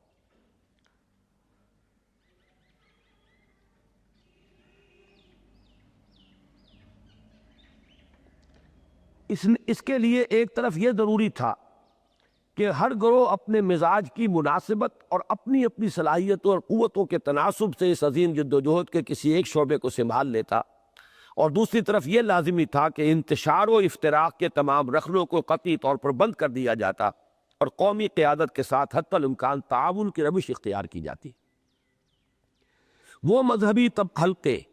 جو جمعہ و جماعت اور درس و خطابت کے ذریعے عوام سے قریب ترین ربط و تعلق رکھتے تھے، علماء، پنج وقتہ نماز میں لوگ مسلسل آ رہے ہیں، جمعے کے خطبے کے لیے لوگ چلے آ رہے ہیں، ہر ہفتے ایک جلسہ عام منعقد ہو رہا ہے، وہ مذہبی حلقے جو جمعہ و جماعت اور درس و خطابت کے ذریعے عوام سے قریب ترین ربط و تعلق رکھتے تھے اور ان میں گہرے اثر و نفوذ کے مالک تھے، مذہبی، اخلاقی اور روحانی اقدار کے احیاء کے لیے انتہائی مؤثر کام کر سکتے تھے، اور جماعت اسلامی علمی و فکری سطح پر اسلامی انقلاب اور تہذیبی و ثقافتی میدان میں دینی اقدار کے احیاء کے لیے قیمتی خدمات سر انجام دے سکتی تھی۔ اس اعتبار سے جماعت اسلامی واقعتاً ایسی پوزیشن میں تھی کہ اپنے پیش نظر ہمہ گیر اور عالمگیر اسلامی انقلاب کے لیے قیام پاکستان کو ایک بہترین موقع کے طور پر استعمال کرتی۔ مولانا مودودی نے 6-7 سال مسلمانان ہند کی قومی جد و جہد اور عام سیاسی سرگرمیوں سے علیحدہ رہ کر جو کام کیا تھا، اس کے نتیجے میں انہوں نے ایک ایسی جمعیت فراہم کر دی تھی جو ایک اچھی بھلی تعداد میں ایسے مخلص اور سرگرم اور ساتھ ہی نظم اور باقاعدگی اور سلیقے اور قرینے کے ساتھ کام کرنے کی صلاحیت سے مسلح کارکنوں پر مشتمل تھی، جن میں کم از کم اسلام کو دنیا میں سربلند کرنے کی حد تک اپنے مقصد اور نصب العین کا باد شعور بھی موجود تھا، اور اس کے لیے محنت و مشقت کے مادے اور اثار و قربانی کے جذبے کی بھی کمی نہ تھی۔ اور سب سے اہم یہ کہ اس جمعیت میں دین و دنیا اور قدیم و جدید کا وہ امتزاج بھی موجود تھا جو اس دور میں دین کی کسی بھی مؤثر خدمت کے لیے لازمی و لابدی ہے۔ اس اعتبار سے یہ جمعیت مسلمانوں کے، جمعیت سے مراد یعنی جماعت ہے، جمعیت یہاں لفظی معنی میں استعمال ہو رہا ہے، یہ جماعت مسلمانوں کے جدت پسند اور قدامت پرست طبقات کے مابین ایک امت وسطیٰ کا رول ادا کر سکتی تھی، اور سراپا جامد مذہبیت اور از سر تا پیر متحرک متجددیت کے درمیان سوا سبیل کو واضح اور روشن کر سکتی تھی۔ یہ الفاظ ذرا ثقیل آ گئے ہیں، جدت پسند اور قدامت پرست، یہ تو الفاظ آسان ہیں، ان کے درمیان امت وسطیٰ، درمیانی امت، سراپا جامد مذہبیت، مذہبیت تو ہے لیکن جمود، ہلنے کو تیار نہیں، تقلید بھی انتہائی، اور علوم بھی وہی، اور نظام تعلیم بھی وہی رہے گا، نصاب بھی وہی رہے گا، آگے کھسکنے کے لیے تیار ہی نہیں، یہ سراپا جامد مذہبیت ہے۔ اور ایک ہے از سر تا پیر متحرک متجددیت، تجدد ہے نئی چیز، نئی چیز، وہ نئی چیز ایسی ہو کہ آدمی حرکت کر کے، ایک تو یہ کہ جڑ قائم رہے اور اوپر تبدیلی آئے، جو بھی سوئنگ ہو، ایک یہ ہے کہ بالکل آدمی اپنا موقف ہی بدل لے، یہاں کے بجائے وہاں چلا جائے، از سر تا پیر متحرک۔ اس کے حوالے سے میں ایک وضاحت کر دوں کہ ایک لفظ جو آج کل استعمال ہوتا ہے فنڈامنٹلسٹ، تو مجھ سے سوال کیا تھا، یہ وال اسٹریٹ جرنل کا نمائندہ جب آیا تھا، اس نے کہا تھا کہ would you like to be called a fundamentalist؟ تو میں نے کہا تھا یقیناً، اس لیے کہ فنڈامنٹلسٹ کا مطلب میرے نزدیک یہ ہے کہ فنڈامنٹلز میں تو آدمی ان کمپرومائزنگ ہو۔ اگر فنڈامنٹلز ہی میں کمپرومائز کر لیا تو بات ختم ہو گئی۔ البتہ یہ کہ اس کے بعد اوپر جو ہے اس میں حرکت ہونی چاہیے،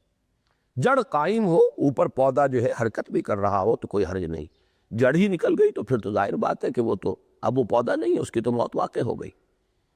تو ایک ہے وہ کہ بالکل ہلنے کو تیار نہیں، ایک یہ ہے کہ مناسب حد تک زمانے کا ساتھ دیا جائے اور اس میں اجتہاد اور ترقی کا جو راستہ ہے اس کو اختیار کیا جائے، لیکن فنڈامنٹلز شوڈ ریمین انٹیکٹ۔ اب ان دونوں کے درمیان جو ہے جو روش ہو سکتی تھی، وہ جماعت اسلامی اس پوزیشن میں تھی۔ جدید تعلیم یافتہ لوگ آئے تھے اکثر و بیشتر، اور یہ کہ ان کے اندر ایک دینی جذبہ جو ہے احیاء اسلام کا اور اقامت دین کا وہ پیدا ہو گیا تھا۔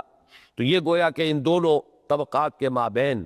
یہ ایک اعتدال کی روش کے حامل ایک قوت تھی اور یہ وہ رول ادا کر سکتی تھی۔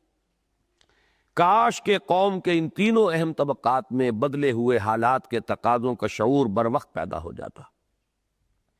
اور وہ کامل توافق و تعاون کی فضا میں اپنے اپنے حصے کے کاموں میں منہمک ہو کر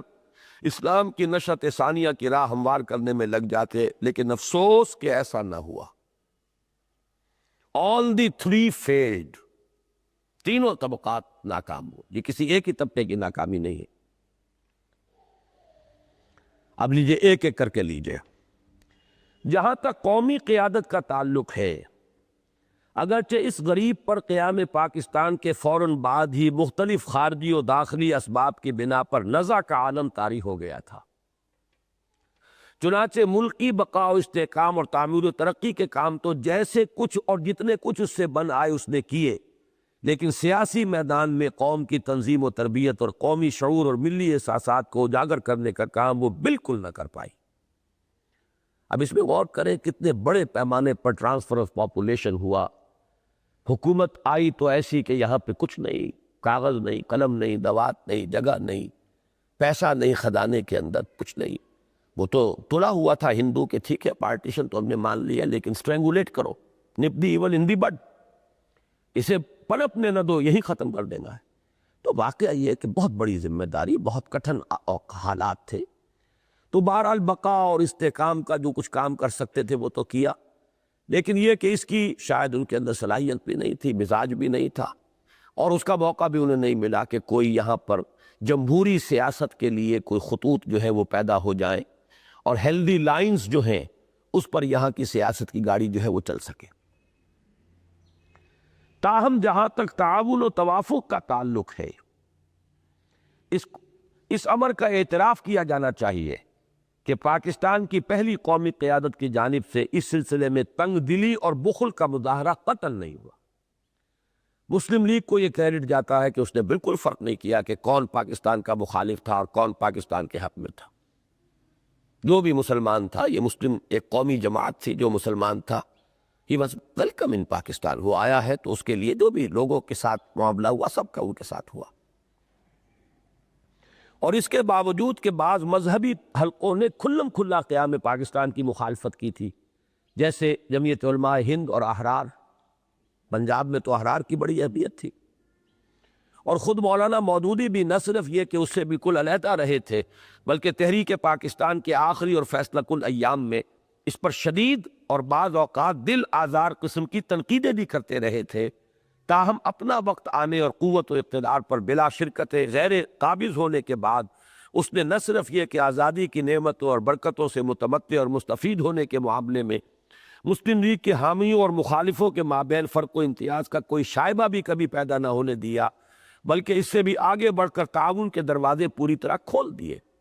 جس کی روشن ترین مثال یہ ہے کہ خود مولانا مودودی کو اپنے خیالات کے اظہار اور اپنے نظریات کی اشاعت کے بھرپور مواقع نہ صرف کالجوں اور یونیورسٹیوں میں بلکہ ریڈیو تک پر پوری وسعت قلب کے ساتھ دیے۔ یہ میں بتا چکا ہوں کہ اسلام کا نظام حیات یہ سن 48 میں تقریریں ہوئی ہے مولانا مودودی کی، جبکہ شدید ترین تنقیدیں اس وقت بھی وہ کر رہے تھے جو ان کے اشارات ہوتے تھے ترجمان القرآن میں۔ تو قیادت عظمیٰ جو ہے اس پر جو انہوں نے پوسٹ مارٹم اس کا کیا تھا، واقعہ یہ کہ نہایت شدید، لیکن اس کے باوجود یہ نہیں کہ انہیں آؤٹ کاسٹ قرار دے دیا گیا ہو، بلکہ ریڈیو تک کے اوپر جو ہے ان کو موقع ملے ہیں، تقریریں اور بھی کیے۔ یہ 5 تقریریں تو بہت ہی بارکت العرا تھی۔ اس کی بڑی وجہ یہ تھی، یہ ہے اصل میں سمجھنے کی بات، اس کو نوٹ کیجئے کہ یہ ایک ایلیمنٹ ہے مستقل جس کو ہم نے لوز کیا ہے بعد میں اپنی غلط حکمت عملی کی وجہ سے۔ وہ ایلیمنٹ اب یہاں پر سامنے آ رہا ہے۔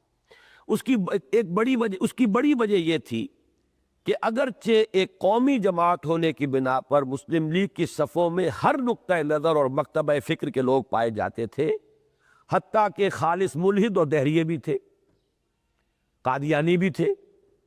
دہریے بھی تھے، کمیونسٹ بھی تھے، مارکسسٹ بھی تھے۔ وہ تو ایک قومی جماعت ہے، اس میں تو سبھی ہوں گے، لیکن پاکستان میں اس کی جو پہلی ٹیم برسر اقتدار آئی اس میں مخلص قوم پرست بلکہ خاص مذہبی مزاج اور دینی مذاق کے لوگوں کو ایک فیصلہ کن پوزیشن حاصل تھی۔ مثلا یہ جو بنگالی قیادت تھی، مولوی تمیز الدین خان، اور اس کی داڑھی کا آپ تصور کیجیے، اب بھی مرحوم خواجہ ناظم الدین، چاہے داڑھی نہیں تھی لیکن آپ کو معلوم ہے کہ صوم و صلات کا پابند، اور یہاں جب تک گورنر رہے ہیں گواہی یہی ملی ہے، تہجد گزار آدمی تھے۔ ان کے بھائی خواجہ شہاب الدین، اگرچہ تھوڑا سا کہا جاتا ہے کہ ان میں انکار حدیث کے فتنے کی طرف میلان تھا، لیکن ویسے بنیادی طور پر مذہبی آدمی تھے۔ اسی طریقے سے ہمارے ہاں نشتر صاحب، یہ لوگ تھے، ان کے اندر ان کا ایک عمل دخل تھا، ان کی حیثیت تھی۔ اشتیاق حسین قریشی، محمود حسین قریشی، اب تو وہ بھی بہت غنیمت نظر آتے ہیں لوگ۔ اب جو حالات بعد میں آئے، جس قسم کے لوگ بعد میں پاکستان میں قیادت میں آئے ہیں، تو یہ حضرات جو ہیں ٹھیک ہے داڑھی بوڑھے تھے، لیکن یہ کہ ان کا ذہن مذہبی تھا۔ جو مذہبیت علی گڑھ کے اندر تھی اس کے تو پیکر تھے نا وہ مکمل، اور وہاں ایسے نمونے موجود تھے۔ تو یہ تھے طبقے۔ پھر یہ کہ اس وقت مولانا شبیر احمد عثمانی رحمۃ اللہ علیہ جیسے شخصیت موجود، اور وہ بڑی اہمیت کے حامل تھے۔ تو اس لیے اس وقت اگرچہ مسلم لیگ کی قیادت میں ویسے تو کہیے تو ہر طرح کے لوگ تھے، ایسے بھی لوگ تھے جب قرارداد مقاصد پاس ہو رہی تھی تو انہوں نے یہ کہا کہ آج ہم شرم کی وجہ سے اپنا سر جھکانے پر مجبور ہیں، ہم کیا دنیا مہذب دنیا کو اپنے منہ دکھائیں اور ان سے نگاہیں ملائیں۔ آج اس دور میں یہ بات ہم پاس کر رہے ہیں کہ اکبر نام لیتا ہے خدا کا، اس زمانے میں ہماری کانسٹیٹیوشن اسمبلی کے اندر لوگوں نے یہ کہا۔ لیکن یہ کہ مولانا شبیر احمد عثمانی نے جب دھمکی دی ہے کہ اگر نہیں پاس کرو گے تو پھر میں مستعفی ہو کر ابھی باہر جاؤں گا، عوام کو بتاؤں گا کہ یہ سارے جو وعدے کیے گئے تھے تحریک مسلم لیگ کے دوران سب جھوٹے تھے، تب وہ پاس ہوئی۔ تو یہ ہے اصل میں جس کو نوٹ کیجئے۔ اس کی بڑی وجہ یہ تھی کہ اگرچہ قومی جماعت ہونے کی بنا پر مسلم لیگ کی صفوں میں ہر نقطہ نظر اور مکتبہ فکر کے لوگ پائے جاتے تھے، حتیٰ کہ خالص ملحد اور دہریے بھی موجود تھے، لیکن پاکستان میں اس کی جو پہلی ٹیم برسر اقتدار آئی اس میں مخلص قوم پرست مسلمان بلکہ خاص مذہبی مزاج اور دینی مذاق کے لوگوں کو ایک فیصلہ کن پوزیشن حاصل تھی۔ اور اس ملک میں اسلام کے مستقبل کے اعتبار سے بہترین حکمت عملی یہ تھی کہ تمام دینی جماعتیں اور مذہبی حلقے پچھلے ذہنی تحفظات کو بالائے طاق رکھ کر کھلے دل کے ساتھ قومی قیادت کے ساتھ تعاون کی روش اختیار کرتے، اور ایک طرف اپنی تعلیمی اور تبلیغی سرگرمیوں اور اخلاقی و عملی اصلاح کے کاموں میں مواقع اور مسائل نہیں، یہ وسائل ہونا چاہیے، مواقع اور وسائل کہ اس اضافے سے فائدہ اٹھاتے جو مسلمانوں کی قومی ریاست میں حکومت کے ساتھ تعاون کی صورت میں متوقع تھا، اور دوسری طرف قومی قیادت کے مخلص اور مذہبی رجحان رکھنے والے لوگوں کے ہاتھوں کو مضبوط بناتے۔ لیکن افسوس کہ صرف مولانا شبیر احمد عثمانی اور ان کے رفقائے کار کو چھوڑ کر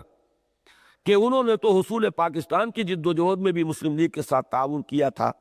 اکثر مذہبی حلقوں نے یا تو لا تعلقی کی روش برقرار رکھی یا معاندانہ انداز اختیار کیا۔ یہاں دو باتیں کہی گئی ہیں کہ اگر یہ تعاون ہوتا تو ایک طرف تو مسلمان ملک تھا، مسلمان ملک کے وسائل یہ استعمال ہو سکتے تھے اسلام کی دعوت کو پھیلانے کے لیے، اور نمبر دو جو ان کے اندر جو ایسا طبقہ موجود تھا کہ جو مذہبی مزاج رکھتا تھا اسے تقویت حاصل ہوتی ہو۔ لیکن جب ہم نے ایک معاندانہ روش اختیار کر لی تو ایک طرف تو انہوں نے پھر ہمیں محروم کر دیا ان وسائل و ذرائع کے استعمال کرنے سے، اب اس کے بعد تو ریڈیو پہ آپ کو وقت نہیں ملے گا، اور دوسری طرف یہ ہے کہ مسلم لیگ کے اندر جو طبقہ تھا وہ کمزور پڑ گیا۔ اب یہاں آگے علماء کا ایک تجزیہ ہے۔ فعال نیشنلسٹ علماء کی اکثریت اور ان کے اصل مراکز تو ہندوستان ہی میں رہ گئے تھے، یعنی دیوبند، یہ اصل میں یو پی دیوبند اور بنگال بہار یہ تھے اصل مراکز جمعیت علماء ہند کے۔ فعال نیشنلسٹ علماء کی اکثریت اور ان کے اصل مراکز تو ہندوستان ہی میں رہ گئے تھے۔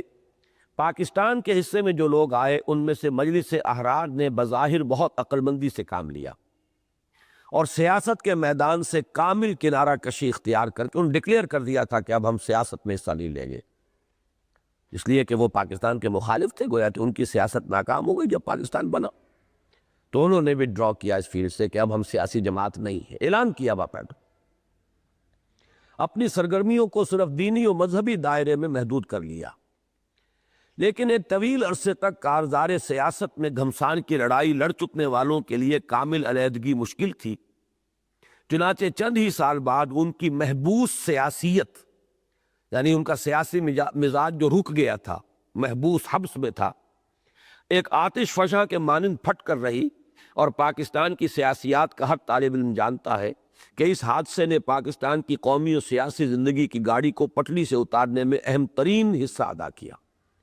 یعنی وہ ختم نبوت کی تحریک، اینٹی قادیانی موومنٹ سن 53 کی، جس نے ایک ایجیٹیشن کی شکل اختیار کی، کشت و خون اور گھیراؤ جلاؤ کا مسئلہ ہوا، پھر یہاں پنجاب کی جو اس وقت وزیر اعلیٰ تھے دولتانہ صاحب، انہوں نے اس کا رخ مرکز کی طرف پھیرا، وہ صوبے اور مرکز کی سیاست کا ایک ایشو بن گیا، جس کے نتیجے میں پھر موقع ملا غلام محمد کو، ولی غلام محمد کو، کہ اس نے جو اس وقت وزیر اعظم تھے ناظم الدین، خواجہ ناظم الدین، ان کو برطرف کیا، اور وہ دن ہے کہ جس دن اس کانسٹیٹیوشنل پٹڑی سے اس ملک کی سیاست کی گاڑی اتر گئی۔ تو یہ تجزیہ جو ہے وہ سمجھ لیں کہ چونکہ انتہائی سیاسی مزاج کے لوگ تھے یہ، اب سیاست کہنے کو تو انہوں نے بند کر دی، بند ہوتی تو نہیں نا وہ، انہوں نے ایک مذہبی مسئلے کو سیاسی مسئلے کا رخ دے کر ایجیٹیشن کی شکل دے دی۔ حالانکہ یہی مسئلہ بعد میں بھی اٹھا ہے، بعد میں قیادت غیر سیاسی آدمی کے ہاتھ میں تھی، یعنی مولانا سید یوسف بن نوری رحمۃ اللہ علیہ، تو اس میں وہ ہنگامہ نہیں ہوا، فساد نہیں ہوا، تحریک کامیاب بھی ہو گئی۔ لیکن یہاں اصل میں سیاست ان کی گھٹی میں تھی، رگ و پے میں تھی، کہنے کو وہ سیاست کے میدان سے بھی ڈرا ہوئے تھے، حقیقت میں تو نہیں ہوئے تھے، لہذا اس کو انہوں نے مذہبی اور سیاسی جو ہے در حقیقت ملغوبے کی شکل میں اٹھایا، اور اس کا نتیجہ یہ نکلا۔ اشارہ ہے سن 52-53 کی تحریک ختم نبوت کی جانب، کہ ہمارے جو بھی جس طرح سے بھی ابھی چل رہا تھا معاملہ، وہ تھا دستور کے مطابق، لیکن یہ کہ اس کے بعد موقع مل گیا، اور پھر جو پٹڑی سے گاڑی اتری ہے تو وہ اب دیکھیں کب چڑھتی ہے، وہ چڑھتی ہے پھر اتر جاتی ہے، پھر چڑھتی ہے پھر اتر جاتی ہے۔ ابھی دیکھیے جیسے کسی سائیکل کی پرانی چین ہوتی ہے، وہ بار بار اترتی ہے، پھر چڑھا کر پھر چلتا ہے چند قدم، پھر وہ۔ علماء دین کی ایک عظیم اکثریت نے، یہ تو ایک رول ہو گیا مذہبی طبقے کا، ایک خاص طبقہ، علماء دین کی ایک عظیم اکثریت نے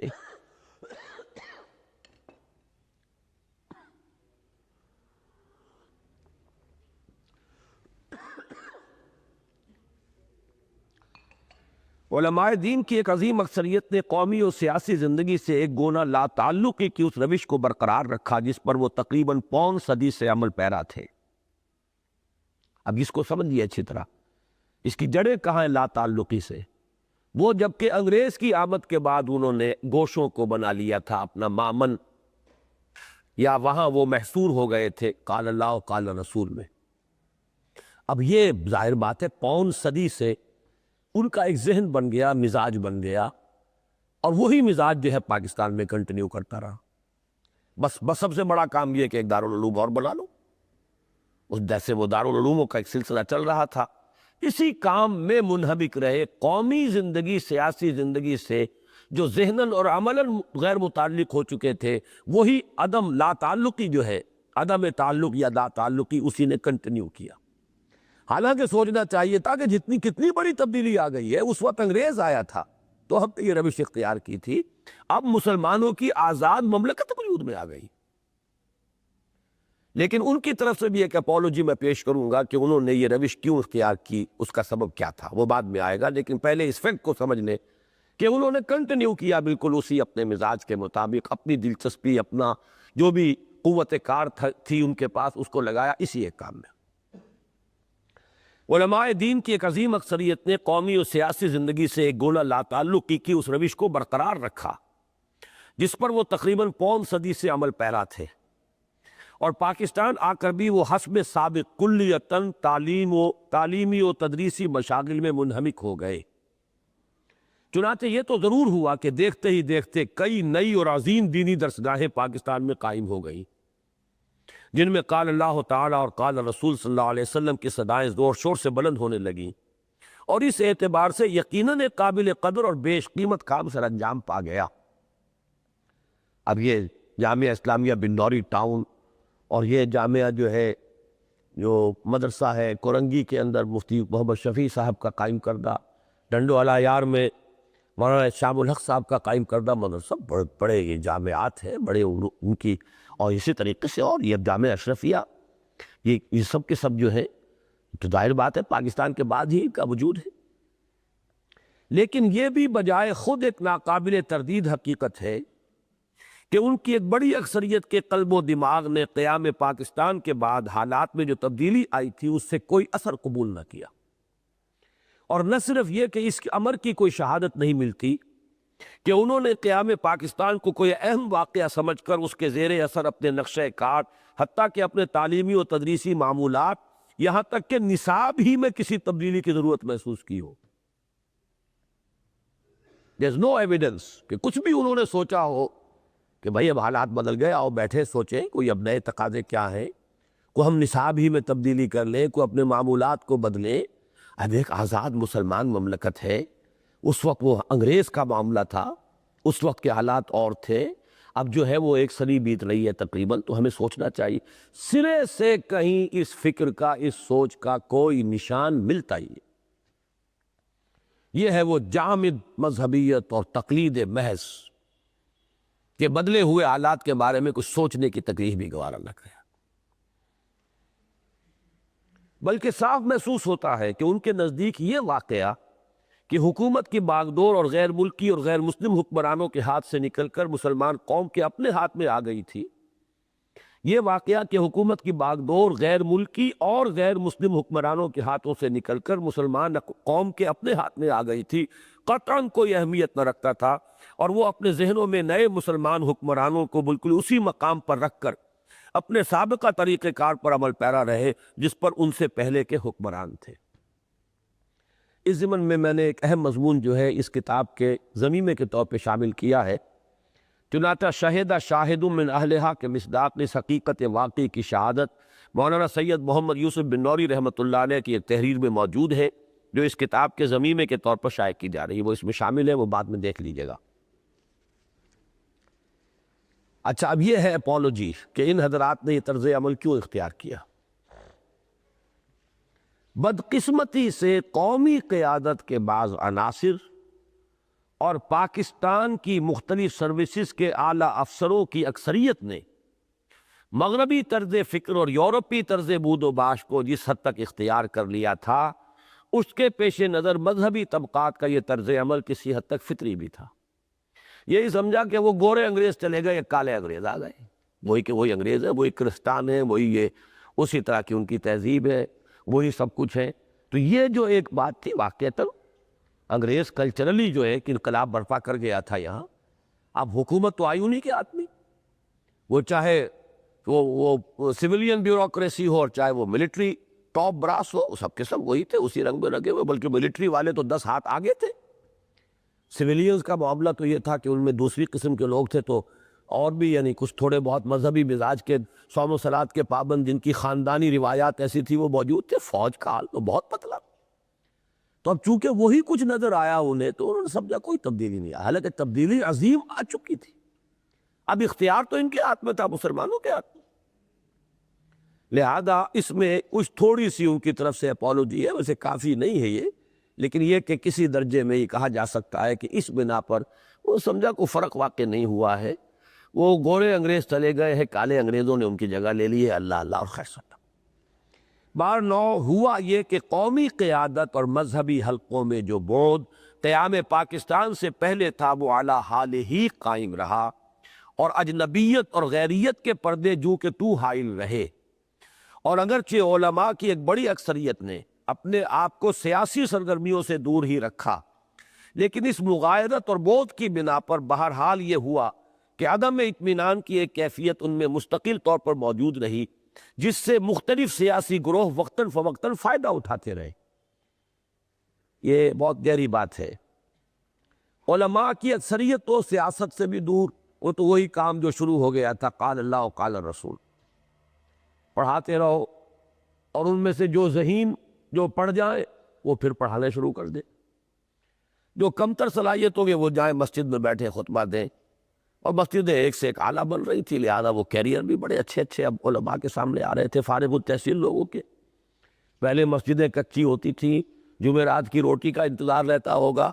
اب تو بڑے ٹھاٹھدار جو ہے وہ عالی شان محل جو ہے وہ مسجدوں کی صورت میں آ رہے تھے،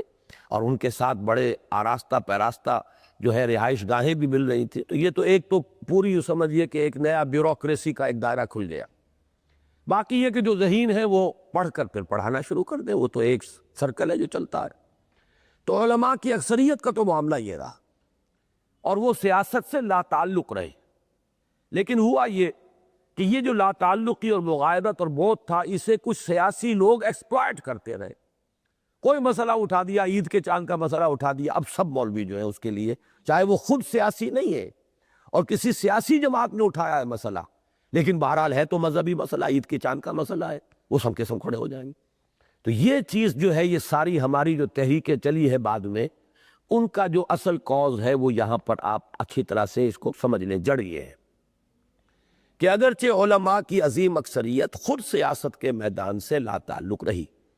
لیکن ان کی بے اطمینانی، ان کی مغایرت، ان حلقوں کو یہی سمجھنا کہ یہ بھی در حقیقت وہی کچھ ہیں، تہذیب اور تمدن کے اعتبار سے یہ کالے انگریز ہیں،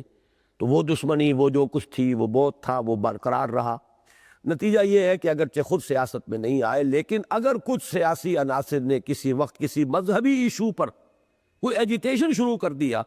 تو گویا کہ اس کے لیے پہلے ہی سے یہ بارود جو ہے، یہ ہماری پوری آبادی کے اندر چپے چپے پر یہ بارود پہلے سے موجود تھا۔ ہر مسجد میں جو ہے جو بھی خطیب اور امام ہے، وہ ظاہر بات ہے کہ وہ ان جذبات کا حامل تو ہے، چاہے خود سیاسی نہ ہو۔ رہی جماعت اسلامی، تو اس دور میں احیاء اسلام کی سعی و جہد کے لیے سب سے زیادہ، جو اس دور میں احیاء اسلام کی سعی و جہد کے لیے سب سے زیادہ صلاحیت اور استعداد کی حامل تھی، تو اس نے پاکستان میں جو طریقہ کار اختیار کیا وہ اس داستان کا المناک ترین باب ہے، اور اس کی بدولت اس کی تمام قوتیں اور توانائیاں ایک تخریبی راستوں پر پڑ گئیں، جن سے نہ صرف یہ کہ ملک و ملت کو شدید نقصان پہنچا، بلکہ خود اسلام کی راہ میں بے شمار رکاوٹیں کھڑی ہو گئیں۔ اب اس کی شرح ہے یہ آگے۔ 1939-40 میں مولانا مودودی مسلمانان ہند کی قومی جد و جہد سے یہ کہہ کر علیحدہ ہوئے تھے کہ محض نام کے مسلمانوں کی تنظیم سے اسلامی حکومت کسی طرح قائم نہیں ہو سکتی، اس کے لیے لازم ہے کہ پہلے علمی و فکری اور ذہنی و نظری سطح پر اسلامی انقلاب برپا کیا جائے، اور پھر معاشرے میں اخلاقی و عملی تبدیلی اس حد تک پیدا کر دی جائے کہ اس میں کسی جاہلی نظام کا چلنا دشوار ہو جائے۔ حکومت اور ریاست کی سطح پر کسی واقعی اور پائیدار تبدیلی کی توقع اس کے بعد ہی کی جا سکتی ہے۔ لہذا ہم مسلمانوں کی قومی جد و جہد کا ساتھ دینے میں اپنا وقت ضائع اور اپنی منزل کھوٹی کرنے کو تیار نہیں ہیں، بلکہ اسی فطری طریق پر عمل پیرا ہو کر پہلے علمی و فکری اور اخلاقی و عملی انقلاب برپا کرنے کی سعی کریں گے۔ چنانچہ قومی تحریک سے علیحدہ ہو کر مولانا نے علمی و فکری سطح پر اسلام کی دعوت دینے، اور جو لوگ اسے قبول کر کے اسلام کے اوامر و نواہی کے عمل پابند ہوتے چلے گئے، انہیں ایک تنظیم میں منسلک کرنے کا کام شروع کر دیا۔ یہ وہ کام ہے جس کے بارے میں پہلے میں کہہ چکا ہوں، یہ یقیناً قومی تحریک سے بہت اعلیٰ اور عرفہ تھا۔ قیام پاکستان کے بعد ہونا تو یہ چاہیے تھا کہ مولانا اپنی اسی طریقہ کار پر عمل پیرا رہتے، اور جس قدر ممکن ہوتا اپنے اسی کام کی رفتار تیز تر کر دیتے، اور اس کے ضمن میں مواقع و وسائل کے اس اضافے سے فائدہ اٹھاتے جو ایک مسلمان مملکت میں متوقع تھا، اور جن کے ضمن میں جیسا کہ ہم پہلے عرض کر آئے ہیں، پاکستان کی پہلی قومی حکومت کی جانب سے ہرگز کسی بخل کا مظاہرہ نہیں ہوا تھا۔ لیکن افسوس کہ اس موقع پر ان کی ذہانت نے ایک بالکل ہی نیا پیترا بدلا۔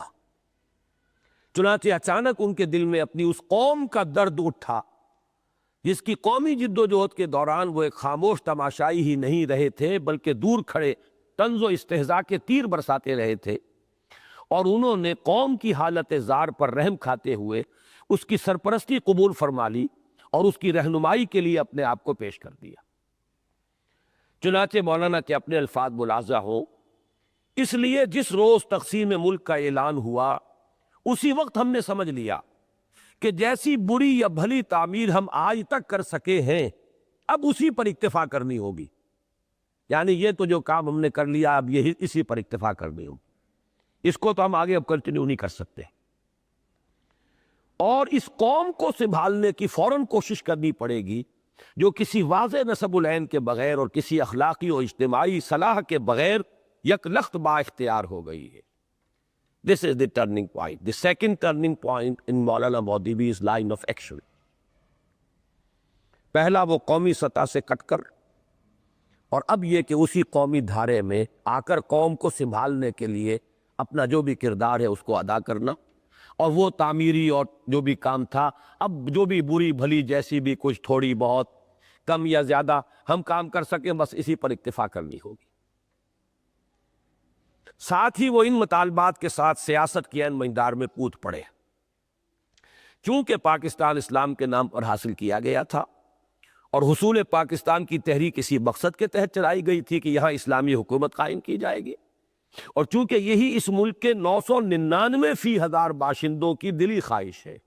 میں نے تو 990 کہا تھا شاید فی ہزار، یہاں تو 999 فی ہزار ہے، ان کی دلی خواہش یہ ہے کہ یہاں اسلام آئے، لہذا لازم ہے کہ یہاں اسلامی دستور نافذ ہو اور شریعت اسلامی رائج کی جائے۔ نمبر 2، چونکہ مسلمانوں کی قومی قیادت اب تک جن لوگوں کے ہاتھ میں رہی ہے وہ ایک اسلامی حکومت کو چلانے کی صلاحیت سے عاری محض ہے، لہذا انہیں چاہیے کہ وہ مسند قیادت سے خود دستبردار ہو جائیں اور ایک نئی قیادت کے لیے جگہ خالی کر دیں۔ واضح رہے کہ یہ کوئی اقتباس نہیں ہے بلکہ جماعت اسلامی کے بعد از قیام پاکستان کے موقف کی مختصر ترجمانی ہے۔ تفصیل کے لیے دیکھیے راقم الحروف کی تالیف تحریک جماعت اسلامی، ایک تحقیقی مطالعہ، اس میں وہ سارے حوالے جو ہے ان کے ساتھ ایگزیکٹ جو بھی ان کے الفاظ ہیں ان کے حوالے سے موجود ہیں، لیکن یہ اس کا لب لباب یا خلاصہ ہے۔ اب یہ مطالبہ لے کر 2 مطالبے جن کے بارے میں نے بعد میں جو بات کہی ہے تفصیل کے ساتھ، وہ یہ کہ ان میں سے ایک کو میں صحیح سمجھتا ہوں اور ایک کو 100% غلط سمجھتا ہوں۔ مطالبہ دستور اسلامی کی مہم صحیح تھی، اس میں آپ ایک پارٹی کی حیثیت سے نہیں بلکہ مسلمانوں کی، چاہے حقیقی ان کی وہ تھی یا نہیں تھی طلب، لیکن خواہش ضرور تھی ان کے دل کے اندر، ایک جذباتی سی وابستگی، اس کے حوالے سے ایک بات کر رہے تھے۔ تمام لوگوں نے ساتھ دیا، یہاں تک کہ مسلم لیگ میں ہونے کے باوجود فیصلہ کن رول پلے کیا مولانا شبیر احمد عثمانی نے، قرارداد مقاصد پاس ہو گئی۔ لیکن یہ دوسرا پہلو ہے در حقیقت مہلک ترین، کہ آپ ہٹے اب ہمارا راستہ ہے، انقلاب قیادت، انقلاب قیادت۔ اس طرح گویا مولانا مودودی نے احساس فرض سے مجبور ہو کر بیک وقت اسلام اور پاکستان دونوں کی سرپرستی کا بوجھ اپنے سر لے لیا۔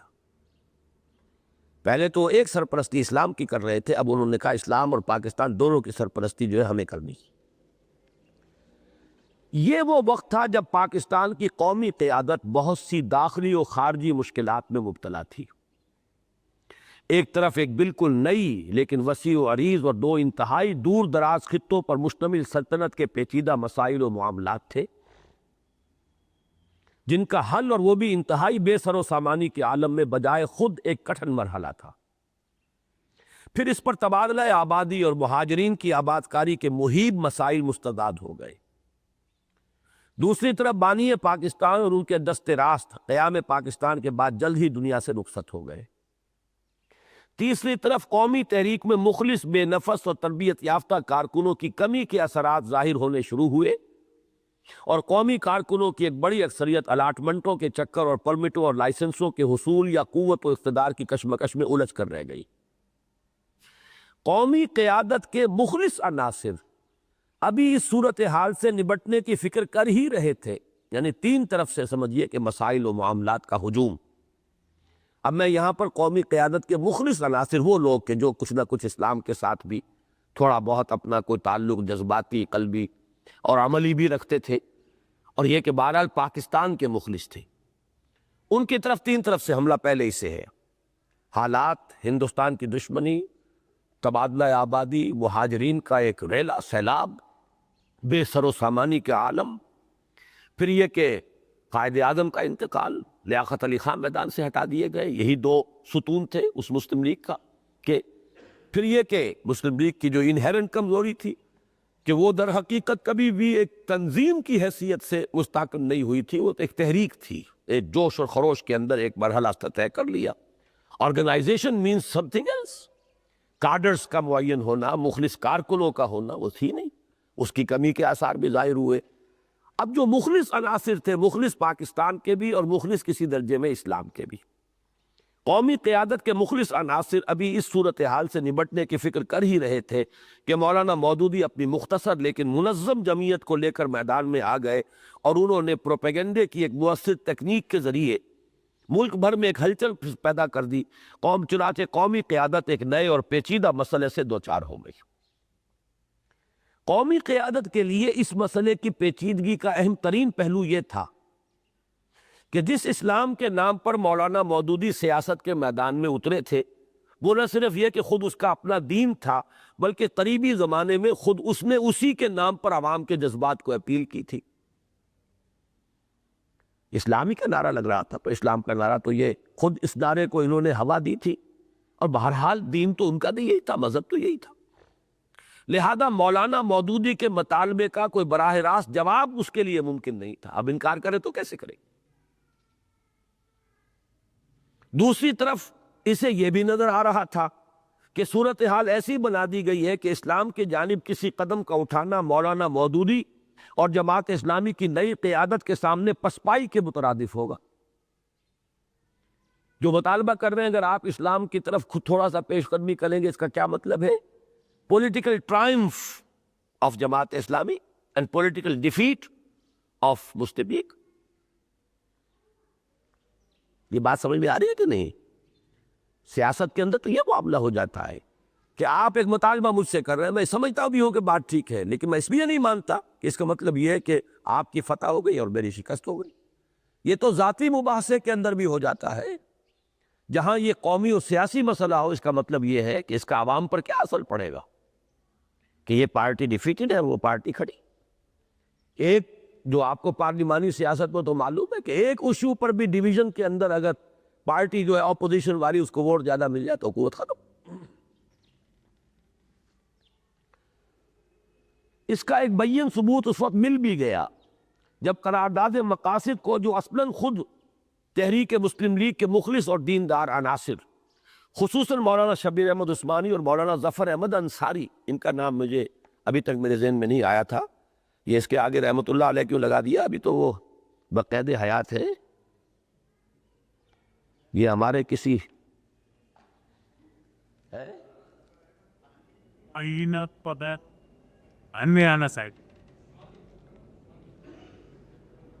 نہیں مولانا ظفر احمد انصاری مراد ہیں یہاں پر، اس لیے کہ مولانا ظفر احمد انصاری مسلم لیگ کے بڑے پرانے کارکن تھے، اور یہ کسی زمانے میں آل انڈیا مسلم لیگ میں آفس سیکریٹری وغیرہ بھی رہے ہیں، اور یہ مولانا شبیر احمد عثمانی کے بہت قریب تھے اس زمانے میں، اور اس لیے جو بھی اس وقت قرارداد مقاصد کے لیے جو بھی کوششیں ہوئی ہیں ان میں ان کا بھی بڑا ہی مؤثر عمل دخل تھا۔ اور مولانا شبیر احمد عثمانی رحمۃ اللہ علیہ کے انتقال کے بعد جب اب ان کے جانشین کی حیثیت سے آئے مولانا مفتی محمد شفیع صاحب، اور ایک وہ تھے مولانا محمد متین خطیب صاحب، تو ان سے بھی بڑے گہرے روابط تھے مولانا انصاری صاحب کے۔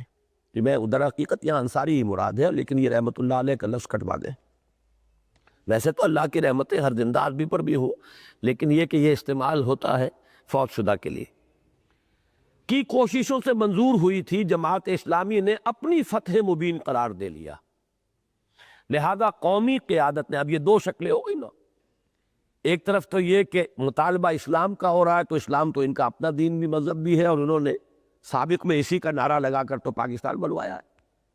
تو اب ڈائریکٹلی کیسے اس کا مقابلہ کرے اور جواب دے اور انکار کرے۔ دوسری طرف پوزیشن یہ تھی کہ کوئی بات مانتے ہیں تو اس کا مطلب یہ کہ جماعت اسلامی کی کامیابی ہو گئی، پولیٹیکل ایڈوانس ہے اس کی، اور مسلم لیگ کا گویا کہ پولیٹیکل ریٹریٹ ہو رہی ہے۔ لہٰذا، اب یہاں لہٰذا ہے اس کا دو اسباب کی بنا پر، لہذا قومی قیادت نے کچھ لیت و لال سے کام لینا شروع کیا،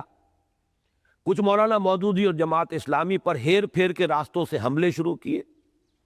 اور کبھی کبھی اسلامی دستور و قانون کے نفاذ کے مطالبے کی براہ راست مخالفت بھی کی۔ اس معاملے میں پاکستان کی سیاست میں جو عجیب الجھاؤ پیدا ہو گیا تھا، اس کا کسی قدر اندازہ اس سے کیا جا سکتا ہے کہ قومی قیادت کی جانب سے اول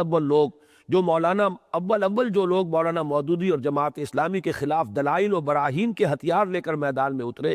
وہ ڈاکٹر اشتیاق حسین قریشی اور ڈاکٹر محمود حسین جیسے پابند صوم و صلات اور دینی درد اور مذہبی جذبہ رکھنے والے لوگ تھے۔ کیونکہ اب تو سوال ہے پارٹی پالیٹکس کا۔ Power politics is a party politics. ایک پولیٹیکل پارٹی آگے بڑھ رہی ہے انقلاب قیادت کا نعرہ لے کے،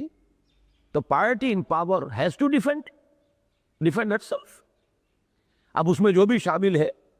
وہ آئے، ڈاکٹر اشتیاق حسین قریشی، ڈاکٹر محمود حسین، بعد میں پھر اس میں یہ کہ بروہی صاحب شامل ہوئے تھے کہ اگر کوئی شخص ثابت کر دے قرآن میں کوئی دستور ہے تو میں اسے پتہ نہیں 1000 یا 10,000 روپیہ نفع انعام دوں گا۔ پھر اے کے بروہی صاحب آئے۔ بعد میں اس صف میں ایک اہم اضافہ مسٹر اے کے بروہی کا ہوا، جنہوں نے اس شخص کو انعام دینے کا اعلان کیا جو ثابت کر دے کہ قرآن میں کسی دستور ملکی کا خاکہ موجود ہے۔ گویا، اب یہاں نتیجہ دیکھیے، گویا جن لوگوں کے ہاتھوں کو مضبوط کرنے میں ملک و ملت اور دین و مذہب دونوں کی بھلائی تھی، غلط حکمت عملی کی بنا پر انہی کو دشمنوں کی صف میں لا کھڑا کیا گیا، اور اسلام کو سیاسی میدان کا ایک مسئلہ بنا کر اسے اپنے بہترین بہی خواہوں کی سرپرستی سے محروم کر دیا۔ بات سمجھ میں آ رہی ہے کہ نہیں؟ اس لیے کہ آپ نے اسے پاور پالیٹکس کا ایشو بنا دیا۔ پہلی بات کی حد تک معاملہ علیحدہ تھا، اگر یہ دوسری بات نہ آتی تو وہ گاڑی چلتی، ایک ایک کر کے آپ دستور کے اندر باتیں منواتے جاتے۔ یہی ایک دفعہ جو تھی no legislation will be done repugnant to the Quran and the Sunnah, ایک ہی مطالبہ ہونا تھا، اسے جسٹیسیبل کرو، یہ صرف ڈائریکٹو پرنسپلز میں نہ رکھو، اسے لاؤ اور پوری کی پورے نافذ کرو، بس اسی پر بات ہوتی سر، اور تمام دینی عناصر ساتھ دیتے، اور اس کا مطلب ایک انقلاب ہوتا عظیم۔ قرارداد مقاصد آ گئی، اسے کوئی نکال نہیں سکا پھر مائی کا لال۔ حالانکہ کتنی عجیب بات ہے اس دنیا میں، جبکہ سیکولرزم جو ہے پوری دنیا کا اصول موضوع ہے، متفقہ اصول ہے، اور ایک ملک کے دستور میں لکھا ہوا ہے کہ ہم تو حاکمیت اللہ کی سمجھتے ہیں، اور جو کچھ بھی اختیار یہاں کے باشندوں کے پاس ہے وہ ڈیلیگیٹڈ اتھارٹی ہے، وہ ان کی اپنی اتھارٹی نہیں ہے۔ ڈیلیگیٹڈ اتھارٹی جو ڈیلیگیٹ کرنے والی اتھارٹی ہوتی ہے، اس کی حدود کے اندر اندر استعمال ہو سکتی ہے، اسے باہر تو نہیں جا سکتے۔ اتنا بڑا انقلاب 20ویں صدی عیسوی، اور اس کے اندر یہ اعلان تو بہت بڑی اچیومنٹ تھی اگر صرف اسی رخ پر چلتے اور کام اپنا کرتے جاتے، اپنا بیس بڑھاتے، اپنی وہی جو جماعت اسلامی کا جو کام علمی اور تعلیمی اور جو بھی اخلاقی انقلاب کا کام کر رہے تھے کرتے جاتے۔ لیکن یہ کہ جب اس میدان میں آئے تو باقی سب کا بستر لپیٹنا پڑا۔ میں تو آج بھی خاص طور پہ میں نے نوٹ کیا ہے کہ مولانا کے اپنے الفاظ ہیں کہ اب اس پر اکتفا کرنی پڑے گی، گویا کہ باقی کاموں کے بستر لپیٹنے کا فیصلہ تو اسی وقت کر لیا انہوں نے۔ ایک تعلیمی اسکیم شروع کی تھی راول پنڈی میں، فوراً بند کرنی پڑی۔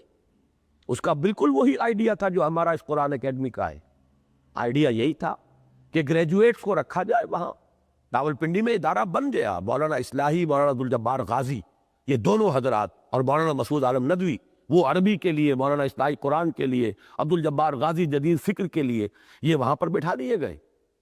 لیکن اس کے بعد جب پولیٹیکل موومنٹ شروع ہوئی تو اب ضرورت تھی، ہر پیسے کی ضرورت تھی کہ اسی میں جھونک دیا جائے، ہر شخص کی صلاحیت کی ضرورت تھی کہ اسی میں جھونک دی جائے، لہذا وہ بستر لپٹ گئے۔ We couldn't spare۔ اب افراد کو سپیئر کریں، پیسہ اپنے فنڈز میں سے کچھ حصہ اس کام کے لیے لگائیں، تب وہ کام چلے گا۔ یہاں یہ ہے کہ ہر مرحلے پر معلوم ہوتا لائف اینڈ ڈیتھ ایشو آ گیا۔ اب جو ہماری سیاسی مہم ہے، اس موڑ کے آگے منزل ہے، تو یہ موڑ انتہائی خطرناک ہے، لہذا اس کے لیے جو بھی کچھ ہمارے پاس ہے سارا اسی کے اندر ہمیں جو ہے جھونک دینا پڑے گا۔ تو یہ ہے اصل میں بات سمجھنے کی، اور سب سے بڑا یہ مسئلہ کہ نتیجہ کیا نکلا؟ گویا جن لوگوں کے ہاتھوں کو مضبوط کرنے میں ملک و ملت اور دین و مذہب دونوں کی بھلائی تھی، غلط حکمت عملی کی بنا پر انہی کو دشمنوں کی صف میں لا کھڑا کیا گیا اور اسلام کو سیاسی میدان کا ایک مسئلہ بنا کر اسے اپنے بہترین بہی خواہوں کے سرپرستی سے محروم کر دیا گیا۔ کاش کہ مولانا مودودی سمجھ سکتے کہ انہوں نے اس طریقہ کار کو اختیار کر کے اسلام کی راہ میں کیسے کانٹے بو دیے تھے۔ مذہبی سیاست کے اس میدان میں اولاً مولانا مودودی نے تنہا اپنے اور اپنی جمعیت کے زور بازو کے بل پر چلنے کی کوشش کی۔ یہ بہت اہم ہے، یہ جملے ذرا نوٹ کیجئے اس کو۔ یہ تو یوں کہیے کہ در مدح خود می گویم والی بات نہ سمجھے کہ میں اپنی تعریف کر رہا ہوں، لیکن یہ کہ واقعتاً یہاں پر یہ کوزے میں دریا کو بند کرنے والی بات ہے۔ یہ بہت اہم بات ہے جو آ رہی ہے۔ جماعت کی پاکستان کے اندر ابتدائی جو اس کے سال ہے تقریباً 20 برس، اس کے جو 3 سٹیجز ہیں اس کو بڑی خوبصورتی سے یہاں پیش کیا گیا۔ مذہبی سیاست کے اس میدان میں اولاً مولانا مودودی نے تنہا اپنے اور اپنی جمعیت یعنی جماعت اسلامی کے زور بازو کے بل پر چلنے کی کوشش کی۔ خود اعتمادی اتنی تھی اور وہ در حقیقت یہ محسوس کر رہے تھے، اصل میں یہ پہلو بھی سمجھ لیجئے، جو ایک جزوی حقیقت تھی۔ ان کا تجزیہ یہ تھا کہ پاکستان بنایا مسلم لیگ نے، مسلم لیگ کے پاس پاکستان کے مستقبل کے لیے کوئی نہ خاکہ تھا نہ پروگرام تھا، لہذا ایک قیادت کا کام ختم ہو چکا ہے اور اب قیادت کا خلا ہے۔ قیادت کا خلا جو پاکستان میں پیدا ہو گیا ہے، کوئی جماعت، کوئی منظم گروہ اگر اسلام کے حق میں جو فضا جو ہے وہ پاکستان کا مطلب کیا، لا الہ الا اللہ کے حوالے سے اس نعرے کی وجہ سے جو پیدا ہو چکی ہے، اس کو ذریعہ بنا کر اسے ایکسپلائٹ کر کے اگر ایک دفعہ قیادت پر قابض ہو جائے تو پھر سارے وسائل حکومت کے اس کے ڈسپوزل پر ہو کے پھر ذہنی اور فکری انقلاب پھر کر لیں۔ وہ جو پہلے یہ تھا کہ پہلے یہ کرو، ذہنی، فکری، عملی، اخلاقی، پھر ہوگا، تو اب اگر حکومت کا موقع مل رہا ہے تو حکومت ہاتھ میں لو، اور پھر وہ مسائل اور ذرائع، پورا ایجوکیشنل سسٹم آپ کے پاس ہوگا، اب ذرائع ابلاغ آپ کے پاس ہوگے، ریڈیو آپ کے پاس ہوگا، تو آپ پھر لوگوں کے ذہن اور فکر کو بدلنے بار۔ جزوی طور پر بات صحیح تھی اس معنی میں کہ قیادت کا خلا پیدا ہو گیا تھا پاکستان میں، لیکن جو چیز وہ نظر انداز کر گئے وہ عمرانیات کا یہ بنیادی اصول ہے کہ کسی معاشرے کے اندر قیادت کا خلا ہو جاتا ہے، نظام کا خلا نہیں ہوتا۔ جاگیردارانہ نظام تو موجود تھا یہاں، لہذا اگر ایک نیشنل لیڈرشپ ہٹی ہے تو اس میں سے نیچے سے جو نکلیں گے وہ تو وہی جاگیردار آئیں گے، نظام تو نہیں بدلا نا۔ چودھری چودھری کو ووٹ دے گا، ارائی ارائی کو ووٹ دے گا، جاٹ جاٹ کو ووٹ دے گا، راجپوت راجپوت کو ووٹ دے گا، یہ تو برادری سسٹم۔ جہاں چھوٹے چھوٹے زمیندار ہیں وہاں برادری سسٹم، جہاں بڑے بڑے زمیندار اور جاگیردار ہیں وہاں تو ان کی طاقت ہے ہی ہے، بیچارہ ان کا جو وہ ہاری ہے یا جو ان کا وہ کمی کاری ہے وہ کہیں ان کے خلاف ووٹ نہیں سکتا۔ جہاں سرداری نظام ہے بلوچستان میں وہاں کوئی سردار کے خلاف کوئی بلوچ ووٹ نہیں سکتا۔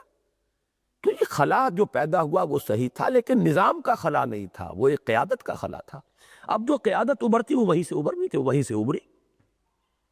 نتیجہ یہ ہوا کہ یونینسٹ پارٹی کے طرز کی ریپبلکن پارٹی پاکستان میں بن گئی۔ ریپبلکن کا کانسیپٹ بالکل وہی تھا جو یونینسٹ کا کانسیپٹ تھا۔ تو یہ تھی غلطی۔ تو 50% بات صحیح تھی ان کو آبزرویشن کے خلا ہے اس وقت، ویکیوم، ویکیوم پر کرنے کے لیے جو اصول ہے دنیا کی سیاست کے، تو اس پولیٹیکل سائنس کے انہی اصولوں سے کوئی چیز آتی ہے نا، آپ کیسے آ جاتے ہیں؟ تو کون میں خامخواہ؟ آپ کا یہاں کیا عمل دخل ہے؟ آپ اپنے ووٹ آپ نے دیکھ لیے سن 51 کے الیکشن کے اندر، نتیجہ نکل آ گیا سب۔